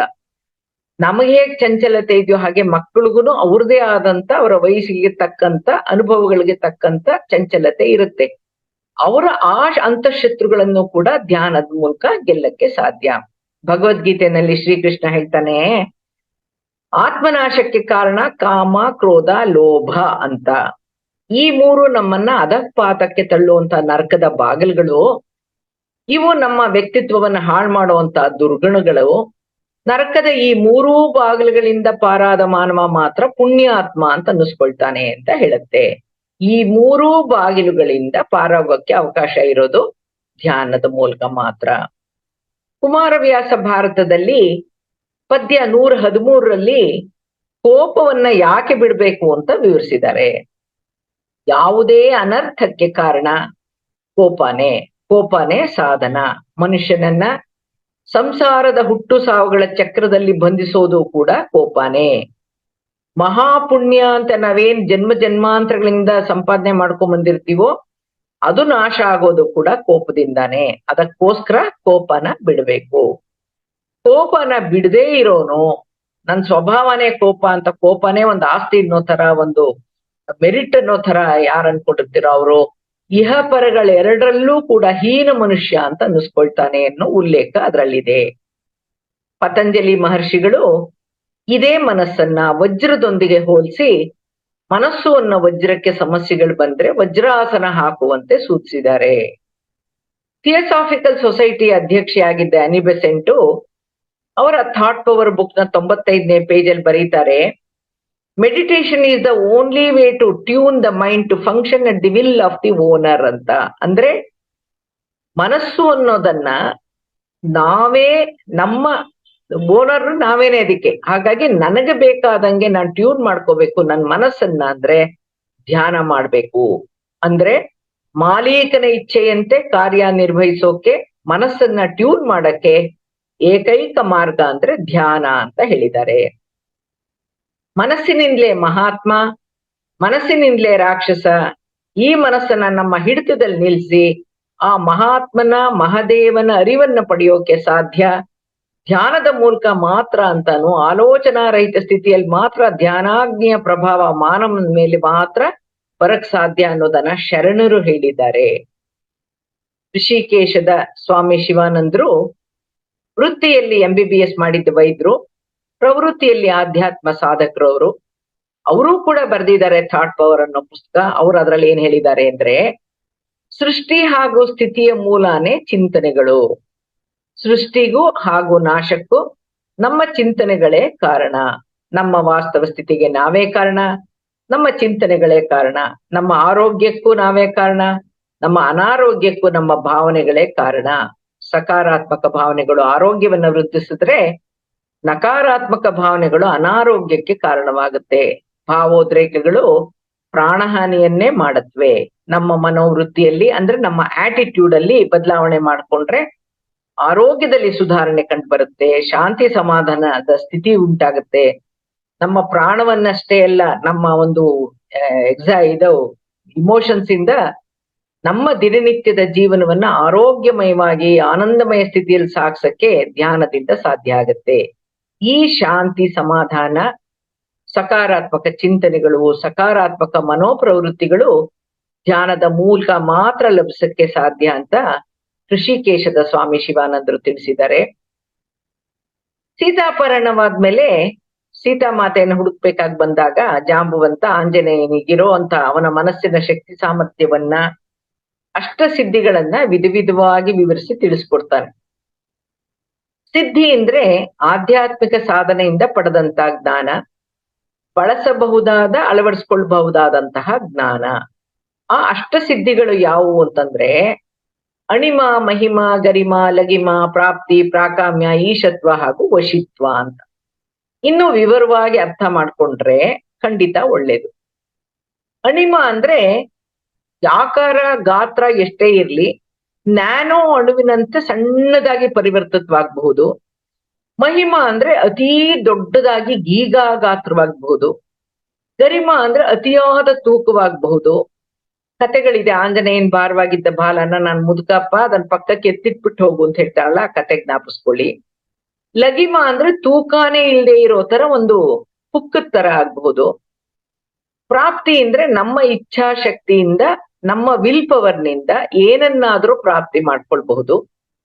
ಪ್ರಾಕಾಮ್ಯ ಅಂದ್ರೆ ಬೇರೆಯವರ ಚಿಂತನೆಗಳನ್ನ ಗ್ರಹಿಸುವಂತಹ ಶಕ್ತಿ, ಏನನ್ನಾದ್ರೂ ತಡೆಯುವಂತಹ ಶಕ್ತಿ, ಪಡಿಬಲ್ಲ ಶಕ್ತಿ ಅದು. ಈಶತ್ವ ಅಂದ್ರೆ ಮಾನವ ಮಾಧವನಾಗಬಲ್ಲಂತ ಶಕ್ತಿ. ವಶಿತ್ವ ಅಂದ್ರೆ ಬೇರೆಯವರ ಮನಸ್ಸನ್ನ ನಮ್ಮ ಹಿಡಿತಕ್ಕೆ ತಗೊಳ್ಳಬಹುದಾದಂತಹ, ನಿಯಂತ್ರಿಸಬಹುದಾದ ಹಾಗೂ ಮಾರ್ಗದರ್ಶಿಸಬಹುದಾದಂತ ಸಾಮರ್ಥ್ಯ. ಈ 8 ಅಷ್ಟಸಿದ್ಧಿಗಳು ಕೂಡ ಪ್ರತಿ ಮಾನವನಿಗಿದೆ, ಮಾನವನ ಮನಸ್ಸಿಗಿದೆ. ಈ ಮೊದಲ 4 ಸಿದ್ಧಿಗಳು ಅಂದ್ರೆ ಅಣಿಮ, ಮಹಿಮ, ಗರಿಮ, ಲಗಿಮ ಇವು ಪವಾಡ ಸದೃಶವಾಗಿ ಅವರ ಸಾಮರ್ಥ್ಯದಿಂದ ಅವರ ಭೌತಿಕ ರೂಪದಲ್ಲಿ ಬದಲಾವಣೆಗಳನ್ನ ತಂದುಕೊಳ್ಳುವಂತ ಸಿದ್ಧಿ, ವಿದ್ಯೆ, ಜ್ಞಾನ. ಮುಂದಿನ ಈ 4 ಸಿದ್ಧಿಗಳು ಅಂದ್ರೆ ಪ್ರಾಪ್ತಿ, ಪ್ರಾಕಾಮ್ಯ, ಈಶತ್ವ ಹಾಗೂ ವಶಿತ್ವ ಅನ್ನೋದು ಏನಿದೆಯೋ ಅದು ಮನಸ್ಸಿಗೆ, ಮನೋಶಕ್ತಿಗೆ, ಜೀವನದಲ್ಲಿ ಉದ್ಭವವಾಗುವಂತಹ ಸಮಸ್ಯೆಗಳನ್ನ ನಿವಾರಿಸ್ಕೊಳ್ಳೋಕೆ, ಆಧ್ಯಾತ್ಮಿಕವಾಗಿ ಬೆಳೆಯೋಕೆ ಪೂರಕವಾಗಿರುವಂತಹ ಜ್ಞಾನ, ವಿದ್ಯೆ ಅಂತ ಹೇಳ್ಬಹುದು, ಪರಿಗಣಿಸಬಹುದು. ಧ್ಯಾನ ಸಾಧನೆಯ ಮೂಲಕ ಈ ಅಷ್ಟಸಿದ್ಧಿಗಳಲ್ಲಿ ಪ್ರಾಪ್ತಿ, ಪ್ರಾಕಾಮ್ಯ, ಈಶತ್ವ ಹಾಗೂ ವಶಿತ್ವದ ಮೂಲಕ ಪ್ರತಿಯೊಬ್ಬರೂ ಕೂಡ ಅವರವರ ಇಚ್ಛಾಶಕ್ತಿಯ ಮೂಲಕ ಅತಿ ಶಕ್ತಿಶಾಲಿ ಸುಪ್ತ ಪ್ರಜ್ಞಾ ಮನಸ್ಸಿನ ಮೂಲಕ ಅಂದುಕೊಂಡಿದ್ದನ್ನ ಸಾಧಿಸಿ ಯಶಸ್ವಿಯಾಗಬಹುದು. ಕುಟುಂಬದವರ ಚಿಂತನೆಗಳನ್ನ ಗ್ರಹಿಸಿ ಮಾರ್ಗದರ್ಶಿಸಬಹುದು, ಸಹಕರಿಸಬಹುದು. ತಪ್ಪು ದಾರಿಯಲ್ಲಿರುವಂತಹ ಮಕ್ಕಳನ್ನ, ಕುಟುಂಬದ ಸದಸ್ಯರನ್ನ ದಾರಿ ತಪ್ಪದಂತೆ ನಿಯಂತ್ರಿಸಬಹುದು, ಅವರಲ್ಲಿ ಪರಿವರ್ತನೆ ತರಬಹುದು. ಜೊತೆಗೆ ಮಾನವನ ಅಂತಿಮ ಗುರಿ ಮಾನವ ಮಾಧವನಾಗ್ಬೋದು. ಈ ಎಚ್ಚರ ಮನಸ್ಸಿನ ಮೂಲಕನೇ, ಆನಾಪಾನಸತಿ ಧ್ಯಾನದ ಮೂಲಕನೇ ಈ ಸುಪ್ತ ಪ್ರಜ್ಞಾ ಮನಸ್ಸನ್ನ ಎಚ್ಚರಿಸಿಕೊಳ್ಳಬಹುದಾದಂತಹ, ಬಳಸಿ ಯಶಸ್ವಿ ಆಗಬಹುದಾದ ಒಂದು ದಿನದ ಪ್ರಾತ್ಯಕ್ಷಿಕ ಶಿಬಿರ ಇದೇ ಜೂನ್ 9ನೇ ತಾರೀಕು ಬೆಂಗಳೂರಿನಲ್ಲಿ ರಾಜರಾಜೇಶ್ವರಿ ನಗರದಲ್ಲಿ ಮಾಡ್ತಾ ಇದ್ದೀನಿ. ಆರೋಗ್ಯಕ್ಕೋಸ್ಕರ, ವೈವಿಧ್ಯಮಯ ಸಮಸ್ಯೆಗಳಿಗೆ ಗುರಿ ಸಾಧಿಸೋಕೆ, ಸ್ವಯಂ ಸಲಹೆ ಕೊಟ್ಟುಕೊಳ್ಳುವಂತ ವಿಧಾನವನ್ನ, ಟೆಲಿಪತಿ ಮೂಲಕ ತಪ್ಪು ದಾರಿಯಲ್ಲಿರುವಂತ ಮಕ್ಕಳಲ್ಲಿ, ಕುಟುಂಬದ ಸದಸ್ಯರಲ್ಲಿ ಪರಿವರ್ತನೆ ತರಕ್ಕೆ, ಆಫೀಸಲ್ಲೂ ಕೂಡ ಹಿಂಸೆ ಇರುತ್ತೆ, ಅಕ್ಕಪಕ್ಕದವ್ರ ಹಿಂಸೆ ಇರುತ್ತೆ, ಯಾವುದೇ ಕೆಟ್ಟ ದಾರಿಯಲ್ಲಿ ಮಾಡುವಂತದ್ದಲ್ಲ, ಒಳ್ಳೆಯ ರೀತಿನಲ್ಲಿ ವಿನಾಶಕಾರಿ ಆಲೋಚನೆಗಳನ್ನ ಮಾಡದೇನೆ ಅವರನ್ನ ಮಾರ್ಗದರ್ಶಕ್ಕೆ ಅಥವಾ ಅವರಲ್ಲೊಂದು ಪರಿವರ್ತನೆ ತರಕ್ಕೆ ಉಪಯೋಗಿಸಕ್ಕೆ ಬಹಳ ಒಳ್ಳೇದು. ನಾನು ಈ ಮನಸ್ಸಿನ ಬಗ್ಗೆ ಹೆಚ್ಚಿನ ವಿಚಾರಗಳನ್ನ ಅಧ್ಯಯನ ಮಾಡಿದ್ದೀನಿ, ಅಭ್ಯಾಸ ಮಾಡಿದ್ದೀನಿ, ಸಾಧನೆಯಲ್ಲಿ ತೊಡಗಿದ್ದೀನಿ. ನಾನು ಇಂಟರ್ನ್ಯಾಷನಲ್ ಆರ್ಗನೈಸೇಷನ್ ಸಿಲ್ವಾ 2000 ನಿಂದ ಎಸೆನ್ಷಿಯಲ್ ಮೈಂಡ್ ಪವರ್ ಅನ್ನೋದ್ರಲ್ಲಿ ಗ್ರಾಜುಯೇಷನ್ ಮಾಡಿದ್ದೀನಿ, ತರಬೇತಿ ಕೊಡ್ತಾ ಬಂದಿದ್ದೀನಿ. ಬಹಳಷ್ಟು ಸ್ಪೆಷಲ್ ಚಿಲ್ಡ್ರನ್ ಅಂದ್ರೆ ಅಂಗವಿಕಲತೆ ಇರುವಂತವ್ರು, ಸ್ಪಾಸ್ಟಿಕ್ ಚಿಲ್ಡ್ರನ್, ಇದು ಪ್ರಾಬ್ಲಮ್ ಇರುವಂತ ಮಕ್ಕಳು, ತಾಯಿ ತಂದಿರ್ಗೆ ಅಂತ ಮಕ್ಕಳನ್ನ ಹೇಗೆ ನಾವು ಥಾಟ್ಸ್ ಮೂಲಕ ಅವರಲ್ಲಿ ಯಾಕಂದ್ರೆ ಅವ್ರಿಗೆ ಬುದ್ಧಿ ಕಡಿಮೆ, ಅವ್ರ ನಡವಳಿಕೆ ವ್ಯತ್ಯಾಸ, ಅವ್ರಿಗೆ ಅರ್ಥ ಆಗಲ್ಲ ಅಂತ ಅವ್ರನ್ನ ಟೆಲಿಪತಿ ಮೂಲಕ ಹೇಗೆ ಮ್ಯಾನೇಜ್ ಮಾಡಕ್ ಸಾಧ್ಯ ಅನ್ನೋದನ್ನ ಹೇಳ್ಕೊಟ್ಟಿದ್ದೀನಿ. ಈ ವಿದ್ಯೆಯನ್ನ ಕಲಿಯಕ್ಕೆ ಆಸಕ್ತಿ ಇರೋರು ನನ್ನನ್ನ 9844768090 ಅನ್ನೋದ್ರಲ್ಲಿ ಕಾಂಟ್ಯಾಕ್ಟ್ ಮಾಡ್ಬೋದು, ಅಥವಾ 9844424727 ಸಂಪರ್ಕಿಸಬಹುದು. ನೆಕ್ಸ್ಟ್ ಬ್ಯಾಚ್ ಯಾವಾಗ ಮಾಡ್ತೀನೋ ಅದರಲ್ಲಿ ಆಸಕ್ತಿ ಇದ್ರೆ ಸೇರ್ಕೋಬಹುದು. ಎಷ್ಟೋ ಸಮಸ್ಯೆಗಳನ್ನ ಯಾರಿಗೂ ಹೇಳ್ಕೊಳಕ್ಕಾಗದೆ ಇರುವಂತ ವೈಯಕ್ತಿಕ ಸಮಸ್ಯೆಗಳನ್ನು ಕೂಡ ನಮಗ್ ನಾವು ಸಾಲ್ವ್ ಮಾಡ್ಕೋಬಹುದು, ನಮ್ಮ ಕುಟುಂಬದಲ್ಲೂ ಸಾಲ್ವ್ ಮಾಡ್ಬೋದು. ಅದಕ್ಕೋಸ್ಕರ ಕಲೀರಿ ಅಂತ ಹೇಳ್ತೀನಿ ಹೊರತು ಇದ್ಯಾವುದೋ ಒಂದು ಬೇರೆ ಉದ್ದೇಶದಿಂದ ಮಾಡುವಂತದ್ದಲ್ಲ. ನಮ್ಮ ಮನಸ್ಸು ಎಷ್ಟು ಶಕ್ತಿಶಾಲಿ, ಪ್ರಭಾವಶಾಲಿ. ಸರಿ ನಮ್ಗೆ ನಾವೇ ಶತ್ರು ಆಗಿರ್ತೀವಿ, ಅದರಿಂದ ಹೊರಬರ್ಬೋದು. ನಮಗ್ ನಾವೇ ಮಿತ್ರ ಆಗಿರ್ತೀವಿ, ಅದನ್ನ ಬಳಸ್ಕೊಂಡು ಮಾನವ ಮಾಧವನಾಗ್ಬೋದು. ಇದೇ ಸಂಸಾರದಲ್ಲಿ, ಇದೇ ಜೀವನದಲ್ಲಿ, ಅದಕ್ಕೆ ಮನಸ್ಸು ಮತ್ತು ಜೀವನ ಅನ್ನೋ ಸಬ್ಜೆಕ್ಟ್ ತಗೊಂಡೆ ನಾನು. ನಮ್ಮ ಮನಸ್ಸಿನ ಮೂಲಕನೇ ನಾವು ಇದೇ ಜೀವನದಲ್ಲಿ ಆನಂದದ ಒಂದು ಕ್ಷಣಗಳನ್ನು ಅನುಭವಿಸ್ಬೋದು ಅಂತ ಹೇಳ್ತೀನಿ. ಈಗ ಈ ಶಕ್ತಿಶಾಲಿ ಮನಸ್ಸಿನ ಮೂಲಕ ನಾವ್ ಹೇಗೆ ಬಳಸ್ಬೋದು ಅಥವಾ ಮನಸ್ಸಿನ ಬಗ್ಗೆ ಗ್ರೇಟ್ ಮಾಸ್ಟರ್ಸ್ ಏನ್ ಹೇಳಿದ್ದಾರೆ ಅಂತ ನೋಡಿದ್ರೆ, ಮಹಾತ್ಮ ಗಾಂಧಿ ಅವ್ರು ಏನ್ ಹೇಳಿದ್ದಾರೆ ಅಂದ್ರೆ, I will not let any one walk through my mind with their dirty feet ಅಂತ ಹೇಳಿದ್ದಾರೆ. ಅಂದ್ರೆ ಬೇರೆಯವರ ಕೆಟ್ಟ ಕಲುಷಿತ ಮನಸ್ಸನ್ನ ನನ್ನ ಮನಸ್ಸಿನ ಮೂಲಕ ನಡಿಯಕ್ ನಾನ್ ಬಿಡಲ್ಲ ಅಂತ ಹೇಳಿದ್ದಾರೆ. ಅಂದ್ರೆ ನಾನು ಯಾರನ್ನು ಅವರ ಕೊಳೆಕಾಲ್ನಲ್ಲಿ ನನ್ನ ಮನಸ್ಸಿನ ಮೂಲಕ ನಡೆದು ಹೋಗಕ್ಕೆ ಬಿಡೋದಿಲ್ಲ ಅಂತ ಹೇಳಿದ್ದಾರೆ. ಪ್ಲುಟಾರ್ಚ್ ಅನ್ನೋರು ಏನ್ ಹೇಳಿದ್ದಾರೆ ಅಂದ್ರೆ, mind is not a vessel to be filled but fire to be kindled ಅಂತ ಹೇಳಿದ್ದಾರೆ. ಅಂದ್ರೆ ಮನಸ್ಸು ಅನ್ನೋದು ಭರ್ತಿ ಮಾಡುವಂತಹ ಪಾತ್ರೆ ಆಗಿರದೇನೆ ಅದಕ್ಕೆ ಹುರಿದುಂಬಿಸುವಂತಹ ಅಗ್ನಿಸ್ಪರ್ಶ ಬೇಕಾಗಿದೆ, ಒಂದೇ ಒಂದ್ ಕಿಡಿ ಬೇಕಿದೆ ಅಂತ ಹೇಳಿದ್ದಾರೆ. ಆ ಕಿಡಿ ಯಾವುದು ಅಂದ್ರೆ ಧ್ಯಾನ. ಚೆಸ್ಟರ್ಸನ್ ಅನ್ನೋರು ಹೇಳಿದ್ದಾರೆ, I am not absent minded, it is the presence of mind that makes me aware of all the opportunities ಅಂತ ಹೇಳಿದ್ದಾರೆ. ಅಂದ್ರೆ ನಾನು ಅನ್ಯ ಮನಸ್ಕನಾಗಿರ್ದೇನೆ ಚಿತ್ತಸ್ಥೈರ್ಯದೊಂದಿಗಿರೋದ್ರಿಂದ, ಪ್ರಜ್ಞೆಯಿಂದ, ಅರಿವಿನಿಂದ ಕೂಡಿರೋ ಮನಸ್ಸಿನ ಜೊತೆ ಇರೋದ್ರಿಂದ ಎಲ್ಲಾ ಅವಕಾಶಗಳ ಕುರಿತು ನನಗೆ ಅರಿವಿದೆ. ಸೊ ಮನಸ್ಸಿಗೂ ಅರಿವಿಗೂ ನೇರವಾದ ಸಂಬಂಧ ಇದೆ. ನೀವು ಟಿವಿ ನೋಡ್ತಾ ಯಾವ್ದೋ ಬೇರೆ ಏನೋ ಕೆಲಸ ಮಾಡ್ತಿದ್ರೆ ಆ ಕೆಲ್ಸದ ಕಡೆ ಗಮನ ಹೋದಾಗ ಟಿವಿನಲ್ಲಿ ಏನ್ ಮಾತಾಡಿದ್ದಾರೆ ಅಂತಾನೆ ಗೊತ್ತಾಗಲ್ಲ, ಏನ್ ಹೇಳಿದ್ರು ಅಂತಾನೆ ಗೊತ್ತಾಗಲ್ಲ. ಹಾಗಾಗಿ ಅರಿವು ಅನ್ನೋದು, ಪ್ರೆಸೆನ್ಸ್ ಆಫ್ ಮೈಂಡ್ ಅನ್ನೋದು ಪ್ರತಿಯೊಬ್ಬ ವ್ಯಕ್ತಿ, ಪುಟ್ಟ ಮಕ್ಕಳಿಂದ ಹಿಡಿದು ದೊಡ್ಡವ್ರಿಗೂ ಕೂಡ, ಮುದುಕರಿಗೂ ಕೂಡ ಬೇಕಿರೋದೇ ಪ್ರೆಸೆನ್ಸ್ ಆಫ್ ಮೈಂಡ್. ನಾನು ಏನ್ ಮಾಡ್ತಾ ಇದ್ದೀನಿ ಅಂತ ಅರಿವು ಅನ್ನೋದು. ಈ ಆಧ್ಯಾತ್ಮಿಕ ಗ್ರಂಥಗಳ ಹಾಗೂ ಜ್ಞಾನಿಗಳ ಅನುಭವಿಗಳ ಹೇಳಿಕೆಗಳಿಂದ ನಾವೇನ್ ತಿಳ್ಕೋಬಹುದು ಅಂದ್ರೆ, ಮನಸ್ಸು ಅತಿ ಶಕ್ತಿಶಾಲಿಯೂ ಹೌದು, ಪ್ರಭಾವಿ ಹಾಗೂ ಸಹಕಾರಿನೂ ಹೌದು. ಈ ಮನಸ್ಸನ್ನ ನಮ್ಮ ಹತೋಟಿಯಲ್ಲಿ ಇಟ್ಕೊಳ್ದೆ ಇದ್ರೆ ಸರಿದಾರಿಯಲ್ಲಿ ನಾವೇ ತಗೊಂಡು ಹೋಗ್ಬೇಕು, ಬೇರೆಯವ್ರು ತಗೊಂಡು ಹೋಗೋದಲ್ಲ.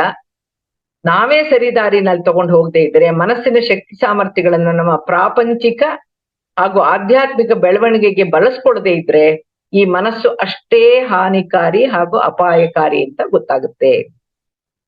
ಸಾಮಾನ್ಯ ವಿಜ್ಞಾನದ ಪರಿಮಿತಿಯಲ್ಲಿ, ಇಂದ್ರಿಯಗಳ ಪರಿಮಿತಿನಲ್ಲಿ ಈ ಪ್ರಭಾವಿ ಮನಸ್ಸು ಇನ್ನೂ ಗೋಚರಿಸಿಲ್ಲ, ಭೌತಿಕ ರೂಪ ಪಡೆದಿಲ್ಲ. ಮನಸ್ಸು ದೇಹದೊಳಗೆ ಭೌತಿಕ ರೂಪದಲ್ಲಿ ಇದ್ದಿದ್ರೆ ವೈದ್ಯರ ಕೈಗೆ ಸಿಗ್ತಾ ಇತ್ತು, ಸರ್ಜರಿಗೆ ಸಿಗ್ತಾ ಇತ್ತು. ದೇಹದ ಇತರ ಅಂಗಾಂಗಗಳಂತೆ ಗುರುತಿಸಿ ಶಸ್ತ್ರಕ್ರಿಯೆ ಮೂಲಕ ಅದನ್ನ ತುಂಡರಿಸಿ ವೈಜ್ಞಾನಿಕವಾಗಿ ತೋರ್ಸಕ್ಕೆ ಸಾಧ್ಯ ಆಗ್ತಾ ಇತ್ತು. ಹಾಗೂ ಒಬ್ಬರ ಮನಸ್ಸನ್ನ ಮತ್ತೊಬ್ಬರಿಗೆ ಜೋಡಿಸುವಂತ ಪ್ರಯತ್ನವನ್ನು ಕೂಡ ಮಾಡ್ತಾ ಇದ್ರು ಏನೋ. ಈ ಯಾವ ಪ್ರಯೋಗನೂ ಕೂಡ ಇದುವರೆಗೂ ಸಾಧ್ಯವಾಗಿಲ್ಲ. ಆದ್ರೂ ಸೂಕ್ಷ್ಮ ರೂಪದಲ್ಲಿರುವಂತಹ ಮನಸ್ಸು ಮಾನವನ ಜೀವನದಲ್ಲಿ ಪ್ರತಿ ಕ್ಷಣ, ಪ್ರತಿದಿನ ಹೇಗೆ ಮಾನವರ ಜೀವನದಲ್ಲಿ, ವಿದ್ಯಾರ್ಥಿಗಳ ಶೈಕ್ಷಣಿಕ ಸಾಧನೆಯಲ್ಲಿ, ಮಾನವರ ಗುಣ ಸ್ವಭಾವಗಳ ಮೇಲೆ, ವ್ಯಕ್ತಿತ್ವದ ಮೇಲೆ, ಪ್ರಾಪಂಚಿಕ ಹಾಗೂ ಆಧ್ಯಾತ್ಮಿಕ ಬೆಳವಣಿಗೆಯಲ್ಲಿ, ಸ್ನೇಹ ಸಂಬಂಧಗಳಲ್ಲಿ ಪ್ರಭಾವಶಾಲಿ ಮನಸ್ಸಿನ ಪಾತ್ರ ಇದೆ ಅನ್ನೋದನ್ನ ನೋಡಿದ್ವಿ. ನಾವು ನಮ್ಮ ಮನಸ್ಸಿನಲ್ಲಿ ಯಾವ ರೀತಿ ಆಲೋಚಿಸ್ತೀವೋ ಅದೇ ಘಟಿಸುತ್ತೆ. ನಮ್ಮಲ್ಲಿ ಅಂತಹ ಚಿಂತನಾ ಶಕ್ತಿ, ಸಂಕಲ್ಪ ಶಕ್ತಿ ನಮ್ಮಲ್ಲಿ ಇದೆ, ಅದೇ ಮ್ಯಾನಿಫೆಸ್ಟ್ ಆಗುತ್ತೆ ಅಂತ ಸಂಸ್ಕೃತದಲ್ಲಿ ಯದ್ಭಾವಂ ತದ್ಭವತಿ ಅಂತಿದೆ. ಅದನ್ನೇ ಇವಾಗ ಲಾ ಆಫ್ ಅಟ್ರಾಕ್ಷನ್ ಅನ್ನೋ ಸಿದ್ಧಾಂತವಾಗಿ ಕಲಿಸಲಾಗ್ತಾ ಇದೆ. ಮನಸ್ಸನ್ನ ಕುರಿತು ಅನುಭವಾಮೃತ, ಅನರ್ಘ್ಯ ರತ್ನಗಳು, ನಾಣ್ಣುಡಿಗಳು, ಗಾದೆಗಳು ಎಲ್ಲಾ ಭಾಷೆನಲ್ಲೂ ಇರುತ್ತೆ. ಕನ್ನಡದಲ್ಲಿ ಮನಸ್ಸಿನಂತೆ ಮಹದೇವ ಅಂತಾರೆ, ಮನಸ್ಸಿದ್ರೆ ಮಾರ್ಗ, ನೆಂದವರ ಮನದಲ್ಲಿ, ಮನಸ್ಸು ಇಟ್ಟು ಮಾಡಿದ ಕೆಲಸಕ್ಕೆ ಯಶಸ್ಸೇ ಕಳಶ, ಮಧುರ ನೆನಪುಗಳು ಮನದಲ್ಲಿ ತೇಲಾಡಿದ್ರೆ ಕಹಿ ನೆನಪು ಮನಸ್ಸಿನಲ್ಲಿ ಬೇರೂರುತ್ತೆ, ಸೋಲನ್ನ ಒಪ್ಕೊಳ್ಳುವಂತಹ ಮನಸ್ಸಿರೋನು ಮುಂದೆ ಎಂದೂ ಸೋಲನ್ನು ಅನುಭವಿಸಲ್ಲ ಅಂತ ಒಂದು ತಿಳಿಸಿದ್ದಾರೆ. ಆಂಗ್ಲ ಭಾಷೆನಲ್ಲಿ ನಾಣ್ಣುಡಿಗಳು ಹೇಗಿರುತ್ತೆ? Sound mind in sound body, ಸ್ವಸ್ಥ ದೇಹದಲ್ಲಿ ಸ್ವಸ್ಥ ಮನಸ್ಸು.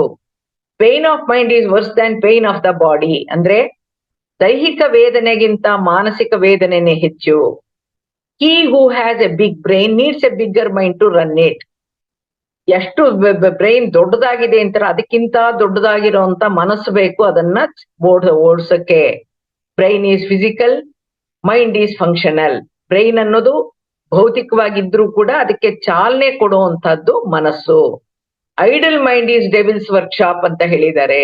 ಅದಕ್ಕೆ ಏನು ಮಾಡದೆ ಕೂತಿದ್ರೆ ತಂದೆ ತಾಯಿ ಹೇಳ್ತಾರೆ, ಎಚ್ಚರ ಮಾಡಿ ಕೂತ್ಕೋಬೇಡ, ಹೀಗೆ ಸುಮ್ನೆ ಐಡ್ಲಾಗ್ ಕೂತಿರೋಳ ಹುಚ್ಚಿಡ್ದಂಗ ಆಗುತ್ತೆ, ಪಿಶಾಚಿಗಳು ಸೇರ್ಕೊಳ್ಳುತ್ತೆ, ಎದ್ದೇಳು, ಸ್ವಲ್ಪ ಆಕ್ಟಿವ್ ಆಗಿರು ಅಂತ ಹೇಳ್ತಾರೆ. Face is the index of mind ಅಂತ, ಮುಖಾನೇ ಮನಸ್ಸಿನ ಕನ್ನಡಿ ಅಂತ ಹೇಳ್ತಾರೆ. ಈಗ ನೋಡೋಣ, ಪ್ರತಿಯೊಬ್ಬ ವ್ಯಕ್ತಿಯ ಮನಸ್ಸಿನಲ್ಲಿ ಅವರನ್ನ ಅವರೇ ಪ್ರಾಪಂಚಿಕವಾಗಿ ಹಾಗೂ ಆಧ್ಯಾತ್ಮಿಕವಾಗಿ ಉದ್ಧರಿಸ್ಕೊಳ್ಳಕ್ಕೆ ಅವಶ್ಯವಿರುವಂತ, ಅವರಲ್ಲಿ ಮೂಡಬೇಕಾಗಿರುವಂತ, ಅವರೇ ರೂಢಿಸ್ಕೊಳ್ಳಬೇಕಾಗಿರುವಂತ ಸಕಾರಾತ್ಮಕ ಗುಣ ಸ್ವಭಾವಗಳು ಯಾವುವು ಅಂತಂದ್ರೆ, ಮೊದಲಿಗೆ ನಮ್ಗೆ ಬೇಕಾಗಿರೋದು ಕುತೂಹಲ, ಹಂಬಲ, ತೃಷೆ. ನನಗೇನ್ ಬೇಕು ಅನ್ನೋದ್ರ ಬಗ್ಗೆ ಕುತೂಹಲನ ನಾವು ಹುಟ್ಟಿಸ್ಕೊಳ್ಳದೆ ಇದ್ರೆ, ಆಸೆಯನ್ನ ಹುಟ್ಟಿಸ್ಕೊಳ್ದಿದ್ರೆ, ಹಂಬಲನ ಹುಟ್ಟಿಸ್ಕೊಳ್ದಿದ್ರೆ, ನಮ್ಮಲ್ಲಿ ಯಾವ ಗುಣ ಸ್ವಭಾವಗಳನ್ನು ಉಪಯೋಗ ಆಗುವಂತ ಗುಣ ಸ್ವಭಾವ ಬೆಳೆಸ್ಕೊಳಕ್ಕಾಗಲ್ಲ. ಹಾಗಾಗಿ ಏನೇನ್ ನಮ್ಮ ಮನಸ್ಸಿನಲ್ಲಿ ಇರ್ಬೇಕು ಅನ್ನೋದನ್ನ ಒಂದು ಲಿಸ್ಟ್ ಹೇಳ್ತೀನಿ. ಅದ್ರಲ್ಲಿ ಇದ್ರೆ ಅದನ್ನ ಬೆಳೆಸ್ಕೊಳ್ಳಿ, ಇಲ್ದೆ ಇದ್ರೆ ಹೊಸದಾಗಿ ಮೂಡಿಸ್ಕೊಳ್ಳಿ. ಅಂತದ್ ಏನಿರ್ಬೇಕು? ಹಂಬಲ, ಆಸಕ್ತಿ, ಉತ್ಸಾಹ, ಮುಕ್ತ ಮನಸ್ಸು, ಮಾನಸಿಕ ಸ್ಥಿರತೆ, ಸಮಯ ಪ್ರಜ್ಞೆ, ನಿರಂತರ ಜಾಗರೂಕತೆ, ಆತ್ಮವಿಶ್ವಾಸ, ಧೈರ್ಯ, ಆತ್ಮ ಸಂಯಮ, ಶಿಸ್ತಿರ್ಬೇಕು ಜೀವನದಲ್ಲಿ, ಗುರಿ ನಿರ್ಧರಿಸ್ಬೇಕು, ಆ ಗುರಿನ ಸಾಧಿಸ್ತೀನಿ ಅಂತ ದೃಢ ಸಂಕಲ್ಪ ಇರ್ಬೇಕು, ಶ್ರದ್ಧೆ ಇರ್ಬೇಕು, ಸಾಧಿಸೋ ಛಲ ಇರ್ಬೇಕು, ಬುದ್ಧಿ ಸೂಕ್ಷ್ಮತೆ ಇರ್ಬೇಕು, ಏಕಾಗ್ರತೆ ಇರ್ಬೇಕು, ನೆನಪಿರ್ಬೇಕು, ಸ್ವಾವಲಂಬನೆ, ಸೆಲ್ಫ್ ಡಿಪೆಂಡೆಂಟ್ ಆಗಿರ್ಬೇಕು. ಈ ಎಲ್ಲಾ 18 ಗುಣ ಸ್ವಭಾವಗಳು ಕೂಡ ವ್ಯಕ್ತಿಯನ್ನ ಯಶಸ್ಸಿನ ಕಡೆ ಕರ್ಕೊಂಡು ಹೋಗುತ್ತೆ. ವ್ಯಕ್ತಿಯ ವಿಕಸನಕ್ಕೆ, ವ್ಯಕ್ತಿತ್ವ ವಿಕಸನಕ್ಕೆ ಹಾಗೂ ಆತ್ಮ ವಿಕಸನಕ್ಕೆ ಅನುವು ಮಾಡಿಕೊಡುತ್ತೆ. ಈ 18 ಗುಣ ಸ್ವಭಾವಗಳೆಲ್ಲಾನು ವ್ಯಕ್ತಿಗೆ ಏಕಕಾಲದಲ್ಲಿ ಇರ್ಬೇಕು ಅಂತಿಲ್ಲ. ಇವು ಯಾವುವು ಕೂಡ ಒಂದ್ ರಾತ್ರಿಯಲ್ಲಿ ಬರುವಂತಹದ್ದು ಅಲ್ಲ, ಕಲಿಯೋ ಅಂತಹದ್ದು ಅಲ್ಲ, ಹಣ ಕೊಟ್ಟು ಕೊಳ್ಳೋ ಅಂತಹದ್ದು ಅಲ್ಲ, ಒಬ್ರಿಂದ ಮತ್ತೊಬ್ಬರಿಗೆ ವರ್ಗಾಯಿಸೋ ಅಂತಹದ್ದು ಕೂಡ ಖಂಡಿತ ಅಲ್ಲ. ಎಂತೆಂತಹ ಮೂಕ ಪ್ರಾಣಿಗಳಿಗೆ ತರಬೇತಿ ಕೊಡ್ತಾರೆ, ಎಂತೆಂತಹ ಕಾಡು ಪ್ರಾಣಿಗಳನ್ನ ಪಳಗಿಸ್ತಾರೆ, ಆಟಗಳನ್ನ ಪಾಠಗಳ ಮೂಲಕ ಕಲಿಸ್ತಾರೆ, ಆನೆ ಹತ್ರ ಪೇಂಟಿಂಗ್ ಮಾಡಿಸ್ತಾರೆ. ಆದ್ರೆ ನಮ್ಮದೇ ಮಕ್ಕಳನ್ನ ನಾವ್ ಯಾಕೆ ನಿಯಂತ್ರಿಸೋಕಾಗ್ತಾ ಇಲ್ಲ? ಪರಿಪೂರ್ಣ ವ್ಯಕ್ತಿ ಆಗ್ಸೋಕೆ, ಉತ್ತಮ ಸಂಸ್ಕಾರವಂತರಾಗಿ, ಗುಣವಂತರಾಗಿ, ವಿದ್ಯಾವಂತರಾಗಿ ಹೊರಹೊಮ್ಸೋಕೆ ಯಾಕೆ ನಮ್ಮಿಂದ ರೂಪಿಸಕ್ಕಾಗ್ತಾ ಇಲ್ಲ, ಮಾರ್ಗದರ್ಶಿಸಕ್ಕಾಗ್ತಾ ಇಲ್ಲ? ಕಾರಣ, ಈ ಗುಣಗಳನ್ನ ಹೆಚ್ಚಿನ ಪೋಷಕರೇ ಬೆಳೆಸ್ಕೊಂಡಿಲ್ಲ. ಒಂದು ವೇಳೆ ಆ ಸಂಸ್ಕಾರ ಪೋಷಕರಿಗೆ ಅಲ್ಪ ಸ್ವಲ್ಪ ಇದ್ರು ಕಲ್ಸೋ ಅಷ್ಟು ತಿಳುವಳಿಕೆ ಇಲ್ಲ, ಸಹನೆ ಸಮಾಧಾನ ಅವ್ರಿಗಿಲ್ಲ. ಯಾಕಂದ್ರೆ ಅಂದಿನ ಸ್ಥಿತಿಗಳು ಬೇರೆಯದೇ ಆಗಿತ್ತು, ಈಗಿನ ಕುಟುಂಬದ ರಚನೆನೇ ಬೇರೆ ಆಗಿದೆ. ಮನೆಯಲ್ಲಿ ವಾತಾವರಣ ಸರಿ ಇಲ್ಲ, ಪೋಷಕರ ಮಾರ್ಗದರ್ಶನ ಇಲ್ಲ, ಪ್ರೋತ್ಸಾಹ ಸಹಕಾರ ಇಲ್ಲ. ಅವರೇ ಕಿತ್ತಾಡ್ತಾರೆ, ಪೇರೆಂಟ್ಸ್ ಅವರೇ ಕಿರ್ಚಾಡ್ತಾರೆ, ಅವರೇ ಅವರ ದೊಡ್ಡವ್ರಿಗೆ ಹಿರಿಯರಿಗೆ ಗೌರವ ಕೊಡಲ್ಲ, ಪ್ರೀತಿ ವಾತ್ಸಲ್ಯ ತೋರ್ಸಲ್ಲ. ಇನ್ನು ಪೋಷಕರನ್ನ ಮಕ್ಕಳು ನೋಡಿ ಕಲಿಯೋದಾದ್ರು ಏನನ್ನ. ಹಾಗಾಗಿ ಈಗಿನ ಎಷ್ಟೋ ಮಕ್ಕಳು ಗೊಂದಲದಲ್ಲಿದ್ದಾರೆ, ಸೆನ್ಸ್ ಆಫ್ ಇನ್ಸೆಕ್ಯೂರಿಟಿ ಅಂತ ಮಕ್ಕಳನ್ನ ಕಾಡ್ತಾ ಇದ್ದೆ. ಮಾನವನ ಜೀವನದಲ್ಲಿ ಕಲಿಕೆ ಮತ್ತು ಗುರಿ ಸಾಧಿಸೋ ಹಾದಿಯಲ್ಲಿ ಇರುವಾಗ, ಜೀವನವನ್ನ ರೂಪಿಸ್ಕೊಳ್ಳೋ ಹಂತದಲ್ಲಿರುವಾಗ, ಮನಸ್ಸಿನಲ್ಲಿ ಬರಬಾರದ ಸಕಾರಾತ್ಮಕವಾಗಿ ಪರಿವರ್ತನೆ ಆಗ್ಬೇಕಿರುವಂತ ನಕಾರಾತ್ಮಕ ಗುಣ ಸ್ವಭಾವಗಳು ಸಾಕಷ್ಟಿವೆ. ಅವು ಯಾವುವು ಅನ್ನೋದನ್ನ ನಾಳೆ ನೋಡೋಣ. ಬೇಡದ್ದನ್ನ ಬಿಟ್ಟು ಬೇಕಿದ್ದನ್ನ ಬೆಳೆಸ್ಕೊಳ್ತಾ ಬಂದ್ರೆ, ನಮ್ಮ ಮನಸ್ಸನ್ನ ನಮ್ಮ ಹಿಡಿತದಲ್ಲಿ ಇಟ್ಕೊಂಡ್ರೆ ಮಾನವ ಮಾಧವನಾಗ್ಬೋದು ಅಂತ ಹೇಳ್ತಾ ಇಂದಿನ ಉಪನ್ಯಾಸವನ್ನ ಮುಗಿಸ್ತಾ ಇದ್ದೀನಿ. ನಾಳೆ ಇದೇ ಮನಸ್ಸಿಗೆ ಭಗವಂತ ಕೊಡುಗೆಯಾಗಿ ಕೊಟ್ಟಿರುವಂತ ಶಕ್ತಿ ಸಾಮರ್ಥ್ಯಗಳು ಯಾವುವು, ದೈವಿ ಗುಣಗಳು ಯಾವುವು, ರಾಕ್ಷಸಿ ಗುಣಗಳು ಯಾವುವು, ಮನಸ್ಸಿನ ಸ್ಥಿತಿಗಳು ಯಾವುವು, ಮನಸ್ಸಿಗೂ ಕರ್ಮಕ್ಕೂ ಇರೋ ಸಂಬಂಧ, ಮನಸ್ಸಿಗೂ ನಾವು ಜೀವಿಸ್ತಾ ಇರುವಂತ ಜೀವನಕ್ಕೂ ಜೀವನ್ ಮುಕ್ತಿಗೂ ಇರೋ ಸಂಬಂಧ, ನಾವು ಬಯಸೋ ಮುಕ್ತಿಯಲ್ಲಿ ಮನಸ್ಸಿನ ಪಾತ್ರ ಕುರಿತು ತಿಳ್ಕೊಳ್ಳೋಣ. ಈ ಮನಸ್ಸು ದೇಹದ ಜೊತೆ, ಬುದ್ಧಿಯ ಜೊತೆ, ಆತ್ಮನ ಜೊತೆ ಹೇಗೆ ಕೆಲಸ ಮಾಡುತ್ತೆ ಅಂತಾನು ನಾಳೆ ನೋಡೋಣ. ಧನ್ಯವಾದಗಳು, ಧನ್ಯವಾದಗಳು, ಧನ್ಯವಾದಗಳು. Thank you. ಮೇಡಮ್, ಅದ್ಭುತವಾಗಿದೆ ಮೇಡಮ್. ತುಂಬಾ ಅದ್ಭುತವಾದ ಜ್ಞಾನ ತಿಳಿಸ್ಕೊಟ್ಟಿದ್ರಿ ಇವತ್ತು, ಮನಸ್ಸು ಮತ್ತೆ ಜೀವನಕ್ಕೆ ಸಂಬಂಧಿತ. ಸ್ನೇಹಿತರೆ, ಸೊ ಇದು ಹಲವಾರು ವಿಷಯಗಳಿದೆ ಇದರಲ್ಲಿ. ಸೊ ಖಂಡಿತವಾಗಿ ನಾವು ಮತ್ತೆ ಮತ್ತೆ ಮನನ ಮಾಡ್ಕೊಂಡಿದ್ರೇನೆ ಈ ಗುಂಪುಗಳು ಮತ್ತೆ ಈ ವಿಷಯಗಳು ನಾವು ಜೀರ್ಣಿಸ್ಕೊಡಕ್ಕಾಗತ್ತೆ ಖಂಡಿತವಾಗಿ. ಸೊ ತಾವು ಯಾವ್ದಾದ್ರು ಪ್ರಶ್ನೆಗಳಿದ್ರು ಮತ್ತೆ ಅನುಭವ ಹಂಚ್ಕಿದ್ರೆ ದಯವಿಟ್ಟು ಹ್ಯಾಂಡ್ ರೈಸ್ ಮಾಡಿ ನೀವು ಮೇಡಮ್ ಹತ್ರ ಸಂಪರ್ಕ ಮಾಡ್ಬೋದು, ಮಾತಾಡ್ಬೋದು. ನಮಸ್ಕಾರ ಮೇಡಮ್. ನಮಸ್ಕಾರ. ಸರ್. ನಮಸ್ಕಾರ ಮಾಸ್ಟರ್ಸ್. ಇವತ್ತು ಮನಸ್ಸಿನ ಬಗ್ಗೆ ಕೂಲಂಕುಷವಾಗಿ ಮನೋರಮಾ ಮೇಡಮ್ ಹೇಳಿದ್ದಾರೆ. ದಯವಿಟ್ಟು ಯಾರಿಗೆ ಯಾವುದೇ ಪ್ರಶ್ನೆ ಅನುಭವಗಳಿದ್ದಲ್ಲಿ ಹ್ಯಾಂಡ್ ರೈಸ್ ಮಾಡಿ. ಇವತ್ತು ಒಳ್ಳೆ ಅವಕಾಶ ಇದೆ, ಮೇಡಮ್ ಹತ್ರ ಮಾತಾಡ್ಬೋದು. ನಮಸ್ತೆ ಮೇಡಮ್. ಮೇಡಮ್, ಮನಸ್ಸಿನ ಬಗ್ಗೆ ಮನೆಯಲ್ಲಿ ಸಾಮಾನ್ಯವಾಗಿ ನಡೆಯುವಂತಹ ವಿಚಾರಗಳ ಬಗ್ಗೆ ತುಂಬಾ ಅದ್ಭುತವಾಗಿ ತಿಳಿಸ್ಕೊಟ್ಟಿದ್ದೀರಾ. ಮಕ್ಕಳ ಮನಸ್ಸು, ವಿಕಾರ ಮನಸ್ಸು, ಪ್ರತಿಯೊಂದು ಮನಸ್ಸುಗಳು ಯಾವ್ಯಾವ ಸ್ಥಿತಿಯಲ್ಲಿದೆ, ಆಮೇಲೆ ಮನುಷ್ಯರುಗಳು ಯಾವ್ಯಾವ ರೀತಿ ಇರ್ತಾರೆ, ಪ್ರತಿಯೊಂದು ವಿಚಾರಗಳನ್ನ ನಿಜವಾಗ್ಲೂ ಬೆಳಗ್ಗೆ ಹೊತ್ತು ಒಂದು ಅಶರೀರವಾಣಿನೇ ನಮ್ಗೆಲ್ರಿಗೂ ಕೇಳ್ದಂಗಾಯ್ತು. ಎಷ್ಟು ಖುಷಿ ಅಂತಂದ್ರೆ ಮೇಡಮ್, ಪದಗಳಿಲ್ಲ ಅಂತಾನೆ ಹೇಳ್ಬೋದು. ಹಾಗಾಗಿ ಮನುಷ್ಯ ಒಂದು ಮಾಧವನಾಗ್ಬೇಕು ಅಂತಂದ್ರೆ ಏನೆಲ್ಲಾ ಮಾಡ್ಬೇಕು ಅನ್ನೋಂತ ವಿಚಾರನ ನಾವು ತಿಳ್ಕೊಂಡಿದೀವಿ. ಅದಕ್ಕಾಗಿ ನಿಮ್ಮಿಂದ ನಾವು ತಿಳ್ಕೊಂಡಿದೀವಿ. Thank you so much madam. Welcome madam. Thank you madam.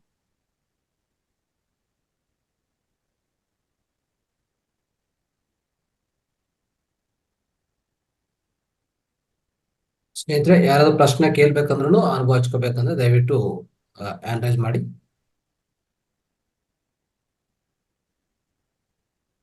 Triveni madam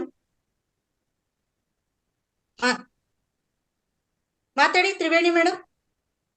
hello, Unmute ಮಾಡಿ ma'am. ನಮಸ್ತೆ. ತುಂಬಾ ಚೆನ್ನಾಗಿತ್ತು ಮೇಡಮ್ ಇವತ್ತಿನ ಕ್ಲಾಸ್. ಕೇಳಕ್ ಅದ್ಭುತ. ಎಷ್ಟು ತಿಳ್ಕೊಂಡ್ರೆ ಇಷ್ಟದ ಬಗ್ಗೆ ತುಂಬಾ ಆಳವಾಗಿದೆ ಈ ವಿಷಯ. ತುಂಬಾ ಚೆನ್ನಾಗಿತ್ತು ಮೇಡಮ್. ತುಂಬಾ ಇಷ್ಟ ಆಯ್ತು ನಿಮ್ಮ ಮಾತುಗಳು. ಎಷ್ಟು ವಿಷಯಗಳು ಇತ್ತು ಅಂದ್ರೆ ಬಹಳ ಚೆನ್ನಾಗಿತ್ತು. ಮನಸ್ಸಿನ ಬಗ್ಗೆ ಎಷ್ಟೊಂದು ವಿಷಯಗಳು ಹೇಳಿದ್ರು. ವಯಸ್ಸಾದವ್ರು ಒಂಥರ ಇರ್ತಾರೆ, ಮಕ್ಕಳು ಒಂಥರ ಇರ್ತಾರೆ, ದೊಡ್ಡ ಮತ್ತೆ ಮಧ್ಯ ವಯಸ್ಸಿನವ್ರು ಒಂಥರ ಇರ್ತಾರೆ. ಎಲ್ಲಾ ಮನಸ್ಥಿತಿಯನ್ನು ಬಹಳ ಚೆನ್ನಾಗಿ ವಿವರಣೆ ಮಾಡಿ ಹೇಳುತ್ತೆ ಮೇಡಮ್. ತುಂಬಾ ಚೆನ್ನಾಗಿತ್ತು madam. Thank you madam. Welcome. ಆಯ್ತು. Thank you Triveni madam. Nandini Prasanna madam ಮಾತಾಡಿ.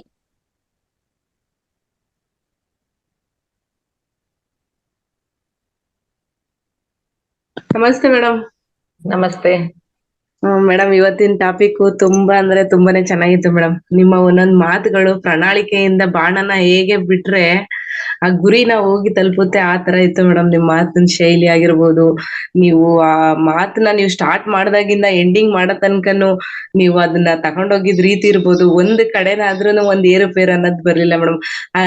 ಅದನ್ನೇ ನಾವು ನೋಡಿ ಕಲಿಬೇಕು ಮೇಡಮ್. ಅಲ್ಲಿಗೆ ನಿಮ್ಮ ಮನಸ್ಸು ಎಷ್ಟು ಸ್ಟ್ರಾಂಗ್ ಆಗಿದೆ ಅನ್ನೋದನ್ನ ನಾವು ನೋಡಿ ಕಲ್ತ್ಕೋಬೇಕು ಮೇಡಮ್. ಈ ಮನಸ್ಸು ಅನ್ನೋದು ಟಾಪಿಕ್ ಇಂದ ನೀವು ನಾವು ಒಂದು ಚಿಕ್ಕ ಮಗುವಿಂದ ಹಿಡಿದು ನಾವು ವಯಸ್ಕರ ಆಗೋ ತನಕನು ಮನಸ್ಸಿಂದು ವ್ಯಾಲ್ಯೂ ಅನ್ನೋದನ್ನ ನೀವು ತುಂಬಾ ಚೆನ್ನಾಗಿ ಹೇಳ್ಕೊಡ್ರಿ ಮೇಡಮ್. ಮತ್ತೆ ಈಗ ನೀವು ಹೇಳ್ಬೇಕಿದ್ರೆ, ಈ ಮನಸ್ಸಿನ ಬಗ್ಗೆ ಹೇಳ್ಬೇಕಿದ್ರೆ, ಮಕ್ಳುಗಳನ್ನ ನಾವು ಬೆಳೆಸೋದ್ರಲ್ಲಾಗಿರ್ಬೋದು, ಅವ್ರಿಗೆ ಇದು ಅವ್ರನ್ನ ನಾವು ಗೈಡ್ ಮಾಡೋದ್ರೊಳಗೆ ನಾವು ಹಿಂದೆ ಇದ್ದೀವಿ ಅಂತ ಹೇಳಿದ್ರಿ. Correct madam. ನಮ್ಗೆ ಮನ್ಸು ಕಂಟ್ರೋಲ್ ಬರ್ಲಿಲ್ಲ ಅಂತಂದ್ರೆ ನಾವು ಮಕ್ಳನ್ನ ಕೂಡ ನಾವು ಹೇಗೆ ಕಂಟ್ರೋಲ್ ಮಾಡಕ್ಕಾಗುತ್ತೆ?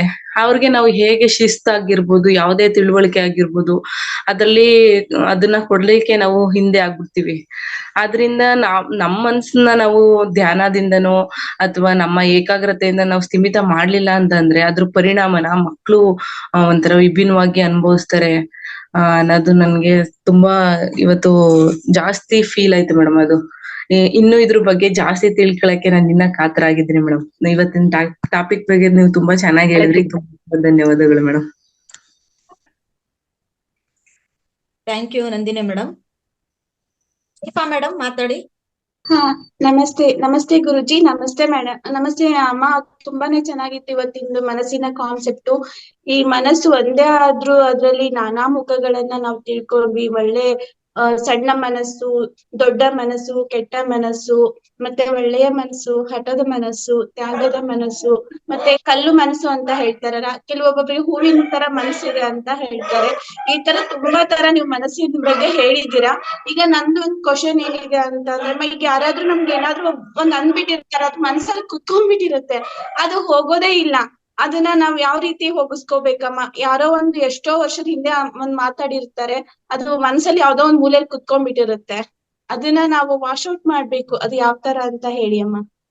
ಯಾರ್ ಏನೇ ಅಂದ್ರು ನಮ್ಗೇನು ಅಂಟ್ಕೊಳಲ್ಲ, ನಾನೇ ಅನ್ನೋದ್ರ ಭಾವನೆ ಇಟ್ಕೊಂಡು ಅವರು ಯಾವ ಕಾರಣದಿಂದಾರ ಅಂದಿರ್ಲಿ ಅವ್ರನ್ನ ಕ್ಷಮಿಸೋದ್ ಕಲ್ತ್ಕೋಬೇಕು. ನೀವ್ ಅಲ್ಲಿವರೆಗೂ ಅವ್ರನ್ನ ಕ್ಷಮಿಸಲ್ವೋ ಅಲ್ಲಿವರೆಗೂ ನಿಮ್ ಮನಸ್ಸಿನಲ್ಲಿ ಒಂದ್ ಆಳದಲ್ಲಿ ಕೂತ್ಕೊಂಡು ನಿಮ್ಮನ್ನ ನೆನಪು ಮಾಡ್ತಾನೆ ಇರುತ್ತೆ. ಹಾಗಾಗಿ ಅವ್ರ ಏನಾರ ಆಗ್ಲಿ, ಆಯ್ತು ಅವ್ರನ್ನ ಕ್ಷಮಿಸೋಣ ಅಂತ ಕ್ಷಮಿಸ್ತಾ ಬಂದ್ರೆ ಆ ನೆಗೆಟಿವಿಟಿ ನಿಮ್ಮಲ್ಲಿ ಬೆಳೆಯಲ್ಲ, ಬೇರೂರಲ್ಲ.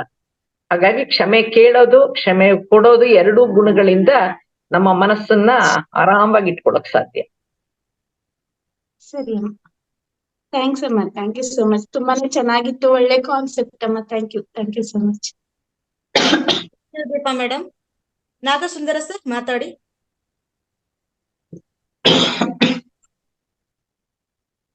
ಅನ್ಮ್ಯೂಟ್ ಆಗಿದೆ, ಮಾತಾಡಿ ಸರ್.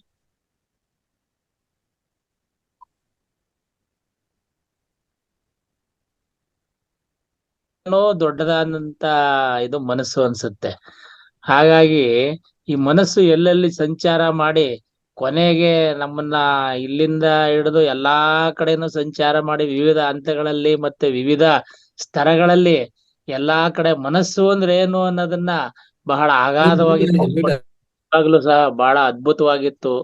ಒಂದು ಸೆಕೆಂಡು ಸಹ ನಮ್ಗೆ ನಮ್ಮ ಮನಸ್ಸು ಆ ಕಡೆ ಈ ಕಡೆ ಹೋಗದೆ ಇದ್ದಂಗೆ ಅದನ್ನ ಹಿಡಿದು ಕಂಟ್ರೋಲ್ ಮಾಡಿ ನಮ್ಮ ಮನಸ್ಸಿನೊಳಗಡೆ ಎಲ್ಲಾ ಭಾವನೆಗಳನ್ನು, ನಮ್ಮ ಮನುಷ್ಯನ ಭಾವನೆಗಳೇನು ಇದೇನು ಎಲ್ಲದ್ರ ಬಗ್ಗೆನು ವಿಶದವಾಗಿ ತಿಳಿಸಿದ್ದಾರೆ ಮೇಡಮ್. ನಂದು ಇನ್ನೊಂದು ಪ್ರಶ್ನೆ, ಮನುಷ್ಯನಂತೆ ಪ್ರಾಣಿಗಳಿಗೂ ಮನಸ್ಸಿದೆಯಾ ಮೇಡಮ್?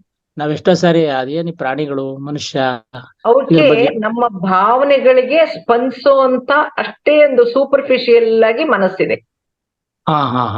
ಅಷ್ಟು ಮನೋಶಕ್ತಿಗಳೇನಿದೆ ಅವಕ್ಕೆಲ್ಲ ಇಲ್ಲ. ಪ್ರೀತಿ ಮಾಡಿದ್ರೆ ಪ್ರೀತಿ ಮಾಡ್ಬೇಕು ಅಂತ ಗೊತ್ತು. ನಾನ್ ನಿನ್ನ ಇಷ್ಟಪಡ್ತೀನಿ ಅನ್ನಕ್ಕೆ ನಾಯಿ ಬಾಲ ಅಲ್ಲಾಡಿಸ್ಕೊಂಡ್ ಬಂದ್ರೆ ಅದಕ್ಕೆ ನನ್ ಕಂಡ್ರೆ ಇಷ್ಟ ಅಂತ ನಮಗ್ ಗೊತ್ತಾಗುತ್ತೆ. ಒಂದ್ ಜೋರ್ ಕೂಗ್ ಹಾಕಿದ್ರೆ ಏನೋ ಕೋಪ ಬಂದಿದೆ ಅವ್ರಿಗೆ, ನಾನೇನೋ ಮಾಡಿದ ತಪ್ಪೇನೋ ಅನ್ನೋ ಅಷ್ಟು ಒಂಚೂರು ಗೊತ್ತಾಗತ್ತೆ. ಅಷ್ಟೇ ಬಿಟ್ರೆ ಅದನ್ನ ನೆನಪಲ್ಲಿ ಇಟ್ಕೊಂಡು ಅದು ಕರ್ಮದ ರೂಪದಲ್ಲಿ ಅದು ಪ್ರತಿಕ್ರಿಯಿಸಲ್ಲ. ಈಗ ಮನುಷ್ಯನ ಭಾವನೆಗಳಿಂದ ಕಾಯ ವಾಚ ಮನಸ್ಸ ಏನೇ ಮಾಡಿದ್ರು ಅದು ಕರ್ಮವಾಗಿ ಹೋಗುತ್ತೆ. ಯಾಕೆಂದ್ರೆ ಯಾವ್ಯಾವ ಗುಣಗಳನ್ನ ನಾವು ಕಲಿಬೇಕು, ಯಾವ ಗುಣಗಳನ್ನ ಬಿಡ್ಬೇಕು ಅನ್ನೋದೊಂದು ಅವೇರ್ನೆಸ್ ಕ್ರಿಯೇಟ್ ಮಾಡುವಂತ ಒಂದು ಶಕ್ತಿ ಆ ಮನಸ್ಸಿಗಿದೆ. ಆದ್ರೆ ಪ್ರಾಣಿಗಳಲ್ಲಿ ಬರೀ ಸ್ಪಂದಿಸುತ್ತಷ್ಟೇನೆ. ಬಾ ಬಾ ಅಂತ ಕರೆದ್ರೆ ಆ ಜ್ಞಾನೇಂದ್ರಿಯಗಳನ್ನ ಕೇಳಿಸಿ ಅದ್ ಬಾ ಅಂತ ಕಡೆ ಹೋಗ್ಬೇಕು ಅಂತ ಗೊತ್ತು. ಅಂದ್ರೆ ಆಚೆ ಹೋಗ್ಬೇಕು ನಾನು ಗೊತ್ತು, ಅಷ್ಟು ಅರ್ಥ ಆಗುತ್ತೆ ಅಷ್ಟೇನೆ. ಹಾಗಾಗಿ ಅವಕ್ಕೆ ಕರ್ಮದ ಒಂದು ಬಾಧೆ ಅವ್ರಿಗಿರಲ್ಲ, ಪ್ರಾಣಿಗಳಿಗಿರಲ್ಲ. ಸರಿ ಸರಿ ಮೇಡಮ್, ಥ್ಯಾಂಕ್ ಯು, ವೆಲ್ಕಮ್, ಧನ್ಯವಾದಗಳು. Thank you sir. ಮಾಸ್ಟರ್ಸ್, ಯಾವುದೇ ಪ್ರಶ್ನೆಗಳಿದ್ದಲ್ಲಿ ಏನೇ ಮಾತಾಡೋದಿದ್ರು ಮೇಡಮ್ ಇವತ್ತಿದ್ದಾರೆ, ಒಂದು ಒಳ್ಳೆ ಅವಕಾಶ ಇದೆ. ಹ್ಯಾಂಡ್ ರೈಸ್ ಮಾಡಿ ಮೇಡಮ್, ಹ್ಯಾಂಡ್ ರೈಸ್ ಮಾಡಿ. Number ಹಾಕಿದ್ದೀರಲ್ಲ,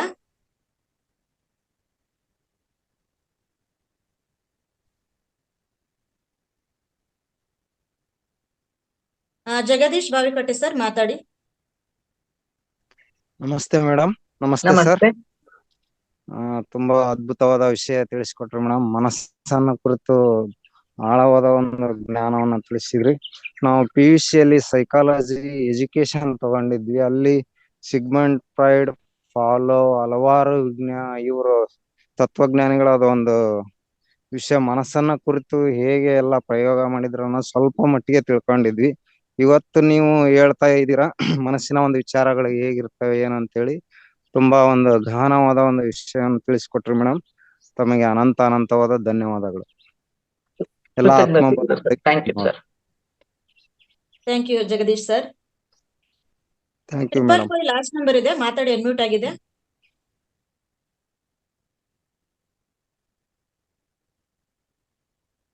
madam 555 last number 9036.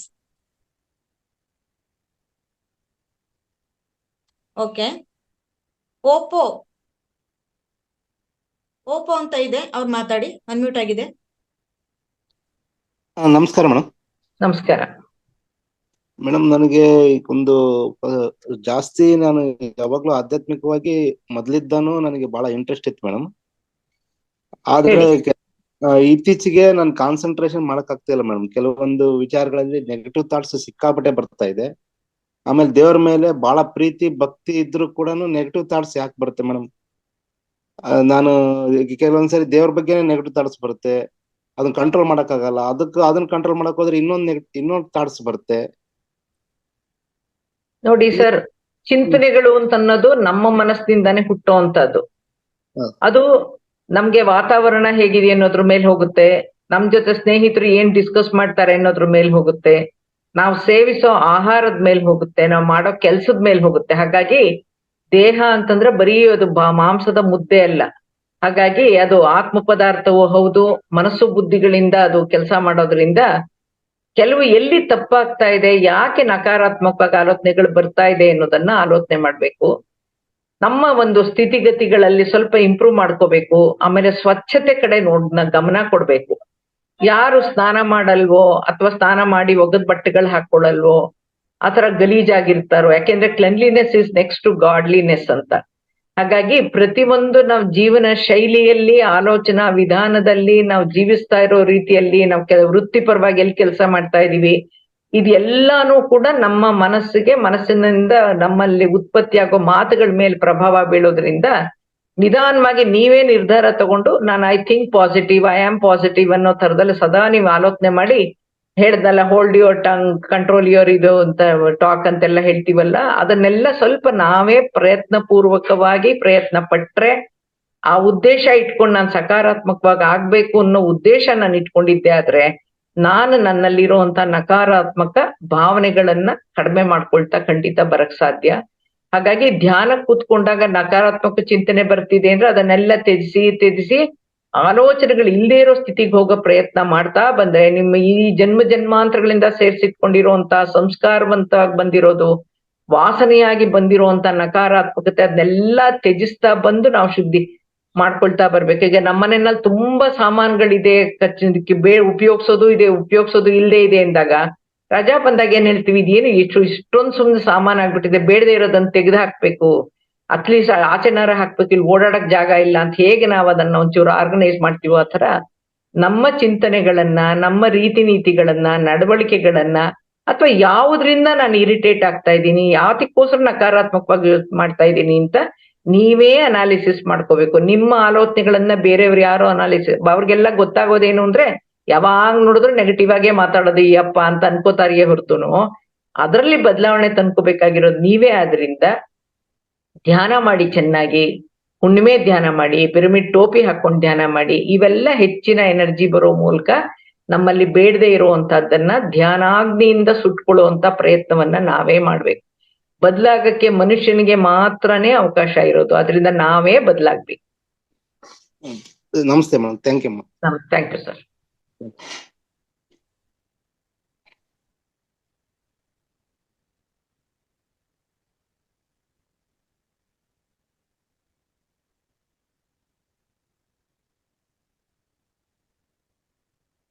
ಧ್ಯಾನ ಮಾಡಿದ್ರೆ ಯಾವಾಗ ಹೋಗ್ಬೇಕಲ್ಲ, ನಾ ಹೇಳಿದ್ರೆ ನಮ್ಮ ಮಾತ ಕೇಳೋದು ಬರೀ ಅದ ಮೇನ್ ಎಷ್ಟೇ ಆತ. ಪಾಲಾಕ್ಷಿಯನ್ನು ಅನ್ಮಿಟ್ ಮಾಡಿ.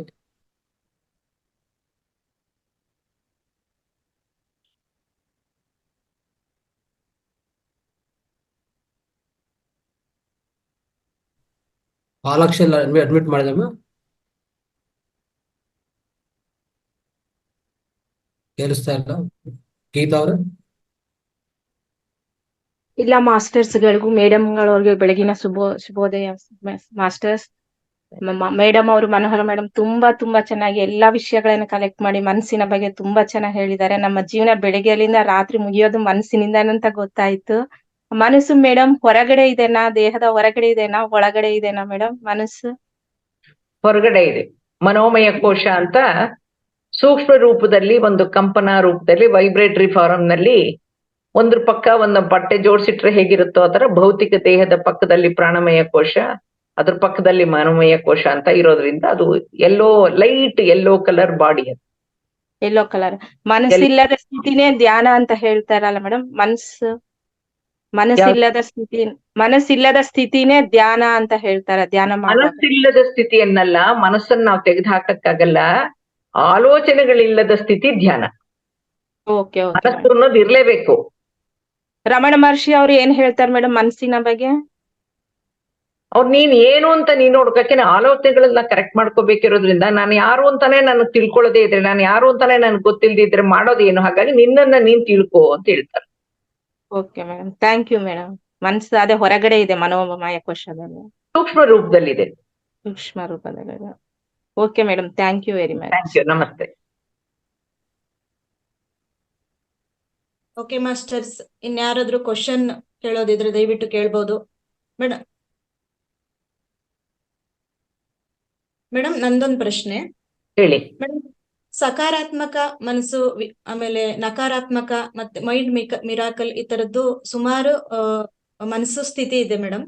ಅದರಲ್ಲಿ ಒಂದು ಒಳ್ಳೆ ಮನಸ್ಥಿತಿ ತಂದ್ಕೋಬೋದಾ ಮೇಡಮ್? ಸುಮಾರು ತರ ಮನಸ್ಸಲ್ಲಿ ಇರುತ್ತಲ್ಲ ಮೇಡಮ್. ಈ ಮನಸ್ಸು ನಮ್ಮಲ್ಲಿ ಭಾವನೆಗಳು ಹುಟ್ಟೋದೇ ಮನಸ್ಸಾದ್ರಿಂದ, ನಿಮ್ಗೆ ಯಾವ ರೀತಿ ಇರಬೇಕು, ನಾನು ಯಾವ ಗುಣ ಸ್ವಭಾವಗಳನ್ನು ಬೆಳೆಸ್ಕೋಬೇಕು, ನಾನು ಎಂಥ ವ್ಯಕ್ತಿ ಆಗ್ಬೇಕು, ನನ್ನಲ್ಲಿ ವ್ಯಕ್ತಿತ್ವ ಯಾವ ತರದ್ದು ಇರಬೇಕು ಅಂತ ನೀವು ಆಲೋಚನೆ ಮಾಡಿದ್ರೆ ನೀವೇ ಅದನ್ನ ರೂಪಿಸ್ಕೊಳ್ಬೇಕಾಗಿರೋರು ನೀವೇನೆ.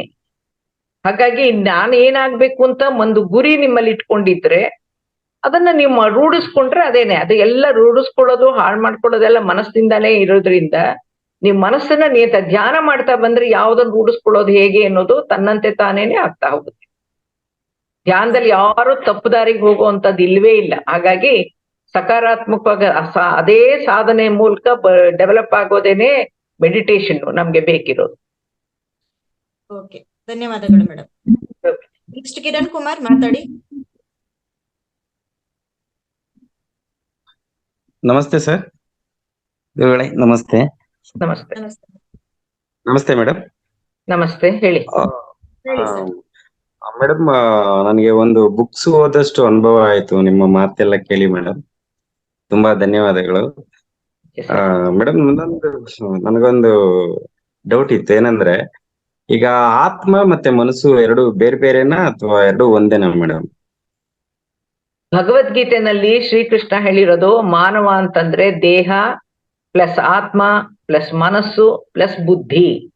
ಈ ಒಂದು ಸಾಮಾನ್ಯ ವಿಜ್ಞಾನ ಮತ್ತು ಆಧ್ಯಾತ್ಮಿಕ ವಿಜ್ಞಾನ ರೈಲಿನ ಹಳಿಗಳಂಗೆ ಎರಡು ಪ್ಯಾರಲಲ್ ಆದ್ರಿಂದ ಎರಡು they never meet.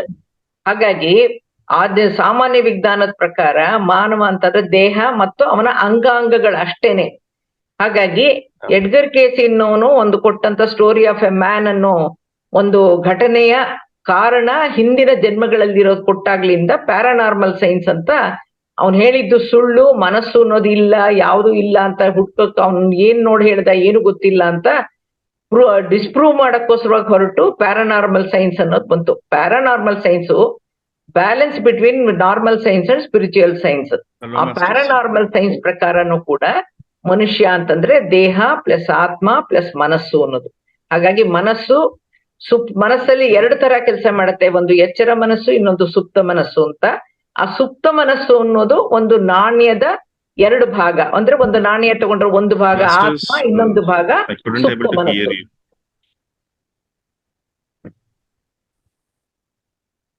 S, okay. Nanda madam ಮಾತಾಡಿ. ನಮಸ್ತೆ ಗುರುಜಿ. ನಮಸ್ತೆ ಮೇಡಮ್. ನಮಸ್ತೆ. ಇವತ್ತಿಂದು ಕ್ಲಾಸ್ ಅಂತೂ ತುಂಬಾ ಅದ್ಭುತವಾಗಿತ್ತು ಮೇಡಮ್. ಒಂದೇ ಸಲಕ್ಕೆ ಇದನ್ನ ನಮ್ಗೆ ಅರ್ಗಿಸ್ಕೊಳಕ್ ಆಗುದಿಲ್ಲ, ಅಷ್ಟು ಸುದೀರ್ಘವಾಗಿ ತಾವು ಹೇಳಿದ್ರಿ. ಮನಸ್ಸಿಗೆ ಸರ್ವ ಸ್ವಾತಂತ್ರ್ಯ ಪ್ರತಿಯೊಬ್ಬರಿಗಿದೆ ಅಂತಂದು. ಈಗ ನಾವು ಧ್ಯಾನಕ್ಕೆ ಬಂದಿರೋದ್ರಿಂದ ನಮಗೆ ಸುಪ್ತ ಮನಸ್ಸಿನ ಅದು ಗೊತ್ತಾಗ್ತಾ ಇದೆ. ಮೊದ್ಲು ನಾವು ಅದ್ರ ಬಗ್ಗೆ ತಿಳುವಳಿಕೆ ಇದ್ದಿದ್ದಿಲ್ಲ. ಈಗ ಸುಪ್ತ ಮನಸ್ಸಿಗೆ ಬಂದಾಗ ಅದ್ರದ್ದು ಏನಂತ ಅನ್ನೋದು ಗೊತ್ತಾಯ್ತು ಮೇಡಮ್. ತಾವು ಹಿಂದಿನ ಕ್ಲಾಸ್ ನಲ್ಲಿ ಒಂದ್ಸಲ ಹೇಳಿದ್ರಿ, ಶರೀರ, ಬುದ್ಧಿ, ಮನಸ್ಸು, ಆತ್ಮ, ಪರಮಾತ್ಮ ಅಂತಂದು 5 ಅಂಶಗಳ ಬಗ್ಗೆ ಹೇಳಿದ್ರಿ. ಇದು ಮತ್ತೆ ನಮ್ಗೆ ಮನನ ಆದಂಗಾಯ್ತು. ತುಂಬಾ ಚೆನ್ನಾಗಿತ್ತು madam. Thank you madam. Thank you. Welcome. ನಮಸ್ತೆ. Thank you Nanda madam. Sujata madam ಮಾತಾಡಿ.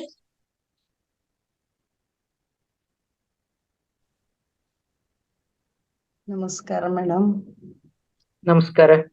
ಇವತ್ತಿಂದು ತುಂಬಾ ಚೆನ್ನಾಗಿತ್ತು ಮೇಡಮ್. ಬುದ್ಧಿ, ಜ್ಞಾನ ಎಲ್ಲವೂ ನಿಮ್ಮಿಂದ ನಾನು ಅರಿತುಕೊಂಡೆನು. ಆಮೇಲೆ ಇವಾಗ ನಾನು ಕೇಳಬೇಕೆನ್ನುವ ಪ್ರಶ್ನೆ ಎಂದರೆ, ಆತ್ಮ, ಬುದ್ಧಿ, ಶಕ್ತಿ, ಜ್ಞಾನ ಇವೆಲ್ಲವನ್ನು ನಾವು ವಿಚಾರ ಮಾಡಿ ಮಾತಾಡುತ್ತೇವೆ. ಇವಾಗ ಏನು ಹೇಳಬೇಕೆಂಬುದನ್ನು ಒಮ್ಮೊಮ್ಮೆ ತಿಳಿಯುತ್ತದೆ, ಒಮ್ಮೊಮ್ಮೆ ತಿಳಿಯುವುದಿಲ್ಲ. ಹೇಗೆ ಮಾಡಬೇಕು ಮೇಡಮ್? ಅರಿವು ಅಂತ ಹೇಳಿದೆ ನಾನು. ನಾನು ಏನ್ ಮಾತಾಡ್ತಾ ಇದ್ದೀನಿ, ಏನ್ ಮಾತಾಡ್ಬೇಕು ಅನ್ನೋದು, ನಿರ್ಧಾರ ತಗೋಬೇಕು ಅನ್ನೋದು, ಇವೆಲ್ಲಾನು ಯಾವ್ದನು ಮನಸ್ಸು ಅಂದ ತಕ್ಷಣ ಮನಸ್ಸು ಮಾತ್ರ ಕೆಲಸ ಮಾಡಲ್ಲ. ನಾವು ದೇಹದ ಮೂಲಕ ಪ್ರಕಟ ಮಾಡ್ಬೇಕಾಗಿರೋದ್ರಿಂದ, ಮಾತಿನ ಮೂಲಕ ಪ್ರಕಟ ಮಾಡ್ಬೇಕಿರೋದ್ರಿಂದ, ಏನ್ ಹೇಳ್ಬೇಕು ಅಂತಿದೀವೋ ಅದನ್ನ ಹೇಳಿಸ್ಬೇಕಾಗಿರೋದು ನಮ್ಮಲ್ಲಿರೋ ಬುದ್ಧಿ. ಹಾಗಾಗಿ ನಮ್ಮಲ್ಲಿರೋ ಚಿಂತನೆ. ಹಾಗಾಗಿ ಬುದ್ಧಿನೂ ಮನಸ್ಸು ಒಟ್ಟಿಗೆ ಕೆಲಸ ಮಾಡಿದಾಗ ಅದು ದೇಹದ ಮೂಲಕ ಮಾತಿನ ರೂಪದಲ್ಲಿ ಆಚೆ ಬರೋದ್ರಿಂದ ನಾವ್ ಹೆಚ್ಚು ಹೆಚ್ಚು ಧ್ಯಾನ ಮಾಡ್ತಾ ಬಂದ್ರೆ ಅವೇರ್ನೆಸ್ ಅನ್ನೋದು, ಅರಿವು ಅನ್ನೋದು, ಪ್ರಜ್ಞೆ ಅನ್ನೋದು, ಏನ್ ಮಾತಾಡ್ಬೇಕು ಅನ್ನೋದು, ನಮ್ಮ ಬುದ್ಧಿ ಶಕ್ತಿ ಏನ್ ಹೇಳ್ತಾ ಇದೆ, ನಮ್ಮ ಮನಸ್ಸು ಯಾವ್ದನ್ನ ಯಾವ ರೀತಿ ಪ್ರಕಟಪಡಿಸ್ತಾ ಇದೆ ಅನ್ನೋದು, ಈ ಎಲ್ಲದರ ಸ್ಥಿತಿಗಳನ್ನ ನಾವು ಅರಿವಿನಿಂದ ಮಾಡ್ಬೇಕು ಅಂದ್ರೆ ಧ್ಯಾನ ಮಾಡ್ಬೇಕು. ಧ್ಯಾನ ಮಾಡ್ತಾ ಬಂದ್ರೆ ಅರಿವು ಅನ್ನೋದು ಮೂಡುತ್ತೆ. ಅರಿವು ಮೂಡಿದಾಗ ನಮ್ಮಿಂದ ತಪ್ಪಾಗೋದಿಲ್ಲ. ಸರಿಯಾದ ಮಾತು, ಸರಿಯಾದ ಕೆಲಸ, ಸರಿಯಾದ ರೀತಿಲಿ ನೋಟ ಕೂಡ ಚೇಂಜ್ ಆಗುತ್ತೆ. Okay madam. Thank you madam. ತುಂಬಾ ಧನ್ಯವಾದಗಳು. Thank you. Thank you Sujatha madam. ಒಂದು ನಿಮಿಷ ಸ್ನೇಹಿತರೆ, ಒಂದು ವಿಶೇಷ ಪ್ರಕಟಣೆ ಇದೆ. ಕೃಷ್ಣ ಸರ್ ಅಂತ ಡೆಲ್ಲಿಯಿಂದ ಜಾಯ್ನ್ ಆಗಿದೆ. ಅವರು ಈ ವರ್ಷದಲ್ಲಿ, ಅಂದ್ರೆ ಈ ಇಂಟರ್ನ್ಯಾಷನಲ್ ಯೋಗ ಡೇ ಇದೆಯಲ್ಲ, ಜೂನ್ 21, ಅವರು ದ್ವಾರಹಾಟ್ ಅಲ್ಲಿ ಅಂದ್ರೆ ಮಾತಾರ್ ಬಾಬಾಜಿ ಕೇವ್ಸ್ ಹತ್ರ ನಿರ್ವಹಿಸ್ತಾ ಇದ್ದಾರೆ. ಅದ್ರ ಬಗ್ಗೆ ಎಲ್ಲರಿಗೂ ಇನ್ವಿಟೇಷನ್ ಕೊಡಕ್ಕೆ ಬಂದಿದ್ದಾರೆ. ಸರ್, ಕೃಷ್ಣ ಸರ್ ಇದ್ದೀರಾ? కృష్ణ సార్ జాయిన్ అయ్యారా? హ్యాండ్ రైజ్ చేయండి.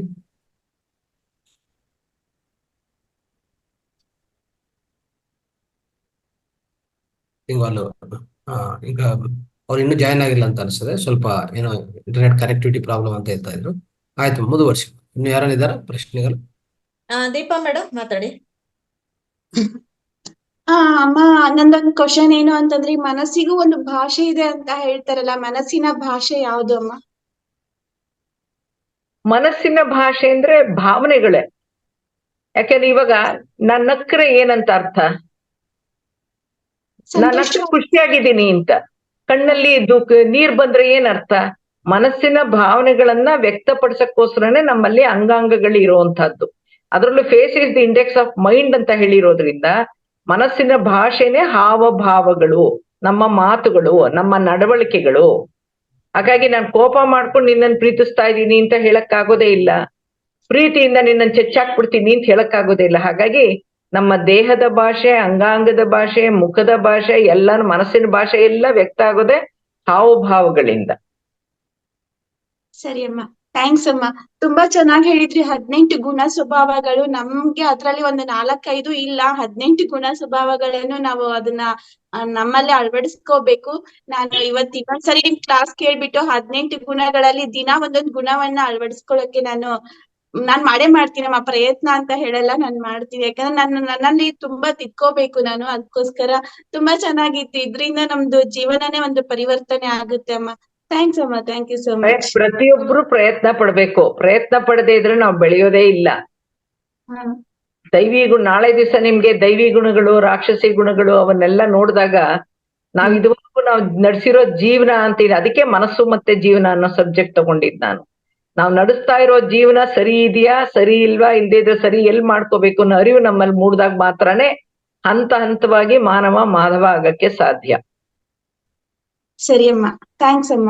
Thank you so much. ಸ್ನೇಹಿತರೆ, ಈಗ ಕೃಷ್ಣ ಸರ್ ಜಾಯ್ನ್ ಆಗಿದ್ದಾರೆ. Welcome sir. Namaste, sir. Welcome to you. Good morning, everyone.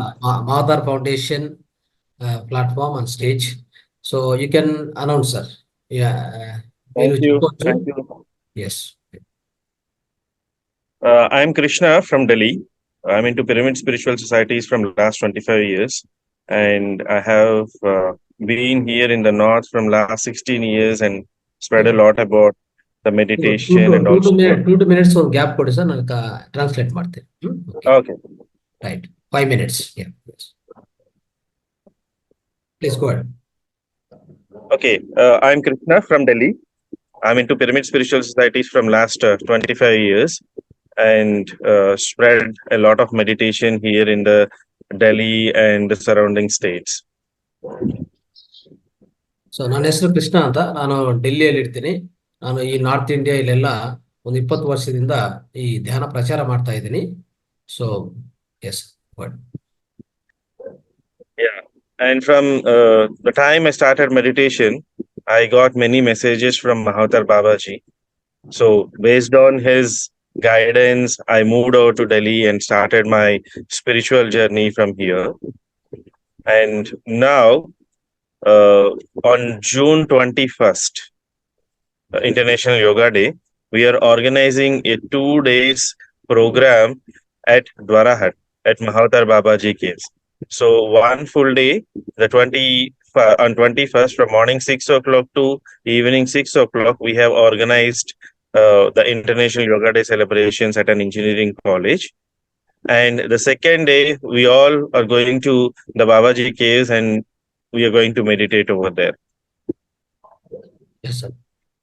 ಸ್ನೇಹಿತರೆ, ನಾನು ಧ್ಯಾನ ಮಾಡ್ತಾ ಇರೋದ್ರಿಂದ ಎಷ್ಟೋ ಮೆಸೇಜ್ ನಮ್ಗೆ ಮಾತಾರ್ ಬಾಬಾಜಿ ಕಡೆಯಿಂದ ಬರ್ತಾ ಇರ್ತದೆ, ಬಾಬಾಜಿ ಕಡೆಯಿಂದ. ಆ ಧ್ಯಾನದ ಆ ಮೆಸೇಜ್ ಭಾಗವಾಗಿ ಒಂದು ಮೆಸೇಜ್ ಬಂದಿದೆ. ಏನಂತಂದ್ರೆ, June 21st, 22nd ಅಂತ ಇಂಟರ್ನ್ಯಾಷನಲ್ ಯೋಗ ಡೇ ನೀವು ನೆರವೇರಿಸಬೇಕು ಅಂತ ಒಂದು ಮೆಸೇಜ್ ಬಂತು. ಅದು ಏನಂದ್ರೆ, ಈ ದ್ವಾರಹಾಟ್ ಅಂತ, ಅಂದ್ರೆ ಉತ್ತರಾಖಂಡ್ ಅಲ್ಲಿ ದ್ವಾರಹಾಟ್ ಅಂತ ಇದೆ. ದ್ವಾರಹಾಟ್ ಅನ್ನೋ ಒಂದು ಪ್ರದೇಶ, ಅಲ್ಲಿಂದ ಒಂದು ಸ್ವಲ್ಪ ದೂರ, ಅಂದ್ರೆ ಹೇಳ್ಬೇಕಂದ್ರೆ ಒಂದು 5-6 ಕಿಲೋಮೀಟರ್ ಇರ್ಬೋದು. ಅಲ್ಲಿಂದ ಬಾಬಾಜಿ ಕೇವ್ಸ್ ಇದೆ, ಪ್ರಧಾನವಾಗಿ ಬಾಬಾಜಿ ಕೇವ್ಸ್ ಅನ್ನೋದು ಅತಿ ಅದ್ಭುತವಾದ ಶಕ್ತಿವಂತವಾದ ಗುಹೆಗಳದೆಲ್ಲ. ಓಕೆ, ಈಗಾಗಲೇ ಎಷ್ಟೋ ಮಿತ್ರರು ಈಗಾಗಲೇ ಹೋಗಿರ್ತಾರೆ. ಇಲ್ಲಾದ್ರೂ ಖಂಡಿತವಾಗಿ ದರ್ಶನ ಮಾಡ್ಬೇಕಾಗತ್ತೆ, ಖಂಡಿತವಾಗಿ ಧ್ಯಾನ ಮಾಡ್ಬೇಕು, ವಿಶೇಷವಾಗಿ ಧ್ಯಾನ ಮಾಡ್ಬೇಕು. ನೋಡಿ, ರಜನಿಕಾಂತ್ ಪ್ರತಿ ವರ್ಷ ಹೋಗ್ತಾರಲ್ಲ, ಹೋಗೋದು ಅಲ್ಲಿ ಹೋಗಿ ಆ ಗುಹದಲ್ಲಿ ಕೂತ್ಕೊಂಡು ಅದ್ಭುತವಾದ ಧ್ಯಾನ ಮಾಡ್ಕೊಂಡು ಬರ್ತಾರ ಅವರು. ಸೊ ಅದು ಹೇಳ್ಬೇಕಂದ್ರೆ ಪರ್ವತ ಮೇಲೆ ಒಂದು ಅಧಿರೋಹಣ ಮಾಡ್ಬೇಕು, ಒಂದು 4-5 ಕಿಲೋಮೀಟರ್ ಮೇಲೆ ಹೋಗ್ಬೇಕು. ಅಲ್ಲಿ ಮಹಾತಾರ್ ಬಾಬಾಜಿ ಕೇವ್ಗಳಿದೆ. ಸೊ ಈ ಮಹಾತಾರ್ ಬಾಬಾಜಿ ಕೇವ್ಸ್ಗೂ ಹತ್ರ ಇರೋದು ದ್ವಾರಹಾಟ್. ಅದರಲ್ಲಿ June 21st ಪೂರ್ತಿ ದಿವಸ ಅಲ್ಲಿ ಧ್ಯಾನ ಯಜ್ಞ ನಡೀತದೆ. ಅದಾದ್ಮೇಲೆ ತದನಂತರ ನೆಕ್ಸ್ಟ್ ಡೇ ಅಂದ್ರೆ 21st, June 22 ಏನಾಗ್ತದೆ, ಬೆಳಗ್ಗೆ 9 ಗಂಟೆಗೆ ಬಾಬಾಜಿ ಕೇವ್ಸ್ಗೆ ಹೋಗ್ತಾರೆ ಎಲ್ಲರೂ ಸಾಮೂಹಿಕವಾಗಿ. ಅಲ್ಲಿ ಸಾಮೂಹಿಕ ಧ್ಯಾನವನ್ನು ನಡೆಸ್ತಾರೆ. Yes sir, go ahead. So I came over here to invite everyone who are interested to join this Pyramid Dhyana Yajna at Dwarahat and along with the Mahavatar Babaji. And I will share all the details to sir, and I request you to please share it in your groups, means the Google Forms, and that Google Form includes every detail, means what is the program and what are the hotels that we have, and what are the free accommodation that we are providing. So all those details were mentioned into that Google form.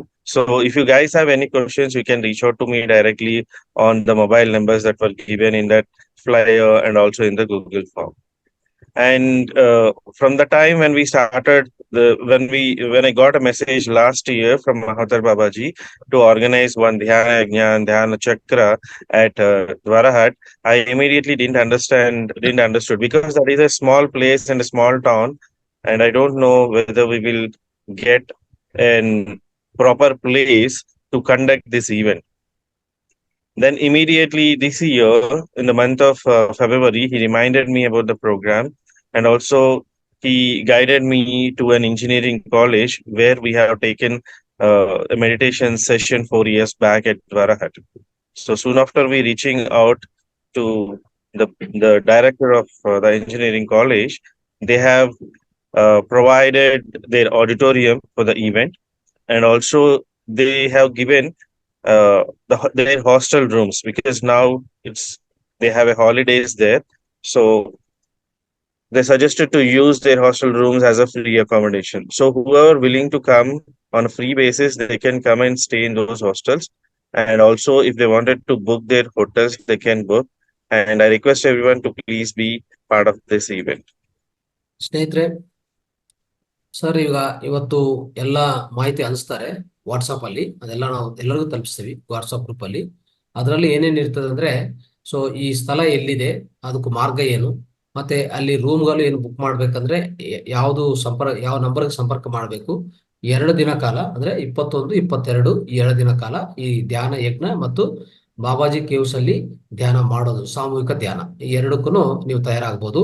ಯಾರ್ಯಾರಿಗೂ ಬೇಕಾಗಿದ್ರು ಈ Google form ಅಂತ ಒಂದು ಬರುತ್ತೆ, WhatsApp ಅಲ್ಲಿ ಕಳಿಸ್ತೀವಿ. ಆ Google form ಅನ್ನು ನೀವು fill up ಮಾಡಿದ್ರೆ ನಿಮ್ಮ ಹೆಸರು, ನಂಬರು ಎಲ್ಲ ಅದರಲ್ಲಿ ಜಾಯ್ನ್ ಆಗತ್ತೆ, ಆ್ಯಡ್ ಆಗತ್ತೆ. ಸೊ ಅದಾದ್ಮೇಲೆ ನೀವು ನಂಬರು ಕೊಟ್ಟಿರ್ತಾರೆ, ಆ ನಂಬರ್ನು ಸಂಪರ್ಕ ಮಾಡಿದ್ರೆ ಪ್ರತಿಯೊಂದು ಮಾಹಿತಿ ಸಿಗತ್ತೆ. ನೋಡಿ, ಸರ್ಗು ಲಾಸ್ಟ್ ವರ್ಷ ಅಂದ್ರೆ 1 ವರ್ಷ ಹಿಂದೆ ಒಂದು ಮೆಸೇಜ್ ಬಂದಿತ್ತು ಮಾತಾರ್ ಬಾಬಾಜಿಯಿಂದ. ಈ ತರ ಒಂದು ಧ್ಯಾನ ಯಜ್ಞ ನಡೀಬೇಕು, ಧ್ಯಾನ ಯಜ್ಞ ನೀವು ನಡೆಸಬೇಕು ಅಂತ. ಇಲ್ಲಿ ದ್ವಾರಹಾಟ್ ಹತ್ರ.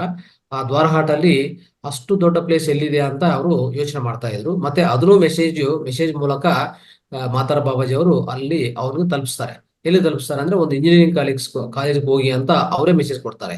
ಆ ಇಂಜಿನಿಯರಿಂಗ್ ಕಾಲೇಜ್ಗೆ ಸರ್ ಅವರು ಹೋಗಿ, ಅವರು ತಂಡ ಹೋಗಿ ಅಲ್ಲಿ ಒಂದು ಎಲ್ಲ ರೂಮ್ಗಳು, ಆ ಕಾಲೇಜಲ್ಲಿ ಆಡಿಟೋರಿಯಂ ಎಲ್ಲ ಬುಕ್ ಮಾಡಿಕೊಂಡು ಎಲ್ಲ ವ್ಯವಸ್ಥೆ ಈಗ ಆಗಿದೆ. ಏನ್ ತೊಂದರೆ ಇಲ್ಲ. ಪ್ರತಿಯೊಬ್ಬರು ಅಲ್ಲಿ ಬಂದ್ರೆ ಉಳ್ಕೊಟಕ್ಕೆ ಎಲ್ಲ ರೂಮ್ಗಳಿದೆ ಆ ಕಾಲೇಜಲ್ಲಿ. ಜೊತೆಗೆ ಆಚೆ ಕಡೆನೂ ಈ ಲಾಡ್ಜ್ಗಳು, ರೆಸ್ಟೋರೆಂಟ್ಗಳು ಎಲ್ಲ ಇದೆ. ಏನ್ ತೊಂದರೆ ಆಗಲ್ಲ. ಪ್ರತಿಯೊಬ್ಬರು ದಯವಿಟ್ಟು ಆ ಮಾಹಿತಿ, ಹೆಚ್ಚು ಮಾಹಿತಿಗೋಸ್ಕರ ಕಲಿಸುವಂತ ನಂಬರ್ಗಳನ್ನು ದಯವಿಟ್ಟು ಕಾಂಟ್ಯಾಕ್ಟ್ ಮಾಡಿ. Yes sir.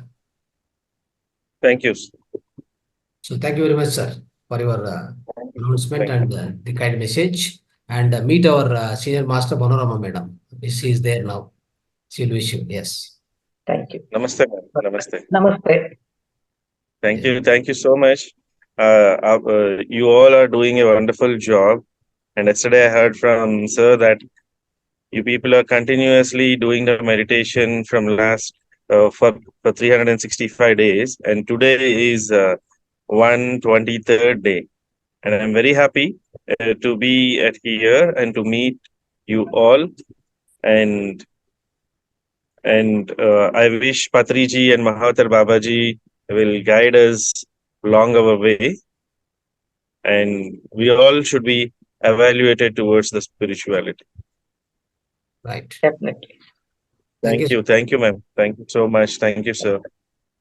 Thank you, everyone, for giving me this opportunity today to share about this event, and also to request everyone to please be part of this event. This is the first time we are doing this event at Dwarahat, near to the Mahathir Babaji case. So, and I request everyone to please be here. Right. ಸ್ನೇಹಿತರೆ, ಇದು ಅದ್ಭುತವಾದ ಕಾರ್ಯಕ್ರಮ ಆಗಿದೆ. 21, 22 ಅಂದ್ರೆ 21 ದಿವಸ, 21ನೇ ತಾರೀಕು international ಯೋಗ day, ಅಂತರ್ಜಾತೀಯ ಯೋಗ ದಿನೋತ್ಸವ ಅಂತ ಇದೆ. ಅದು ಆಚರಿಸ್ತಾ ಇದ್ದಾರೆ. ಇಡೀ ಭಾರತ ಮತ್ತೆ ಪ್ರಪಂಚದಲ್ಲಿ ಆಚರಿಸ್ತಾರೆ. ಸೊ ಅಂತ ಪರ್ವದಿನ ಈ ಕಾರ್ಯಕ್ರಮ ನಡೆಯೋದನ್ನೋದು ಒಂದು ವಿಶೇಷ ಅಂತ ಹೇಳ್ಬೋದು. ಅದಕ್ಕೋಸ್ಕರ ಯಾರಾದ್ರೂ ಖಂಡಿತವಾಗಿ ಪ್ರತಿಯೊಬ್ಬರು ತಪ್ಪದೆ ಪ್ರಯತ್ನ ಮಾಡಿ ಅಲ್ಲಿ ಹೋಗಿ ಭಾಗವಹಿಸಕ್ಕೆ. ಸೊ ಅದಕ್ಕೂ ಬೇಕಾಗಿರುವಂತ ಎಲ್ಲಾ ಡೀಟೇಲ್ಸ್, ಎಲ್ಲಾ ಮಾಹಿತಿ ಇವತ್ತು ಹಂಚ್ಕೊಡ್ತೀವಿ. Right. Thank you sir.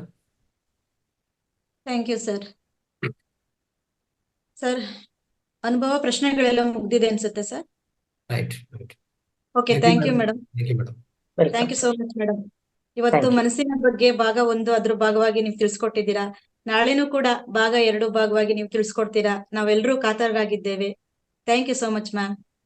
Welcome. Right.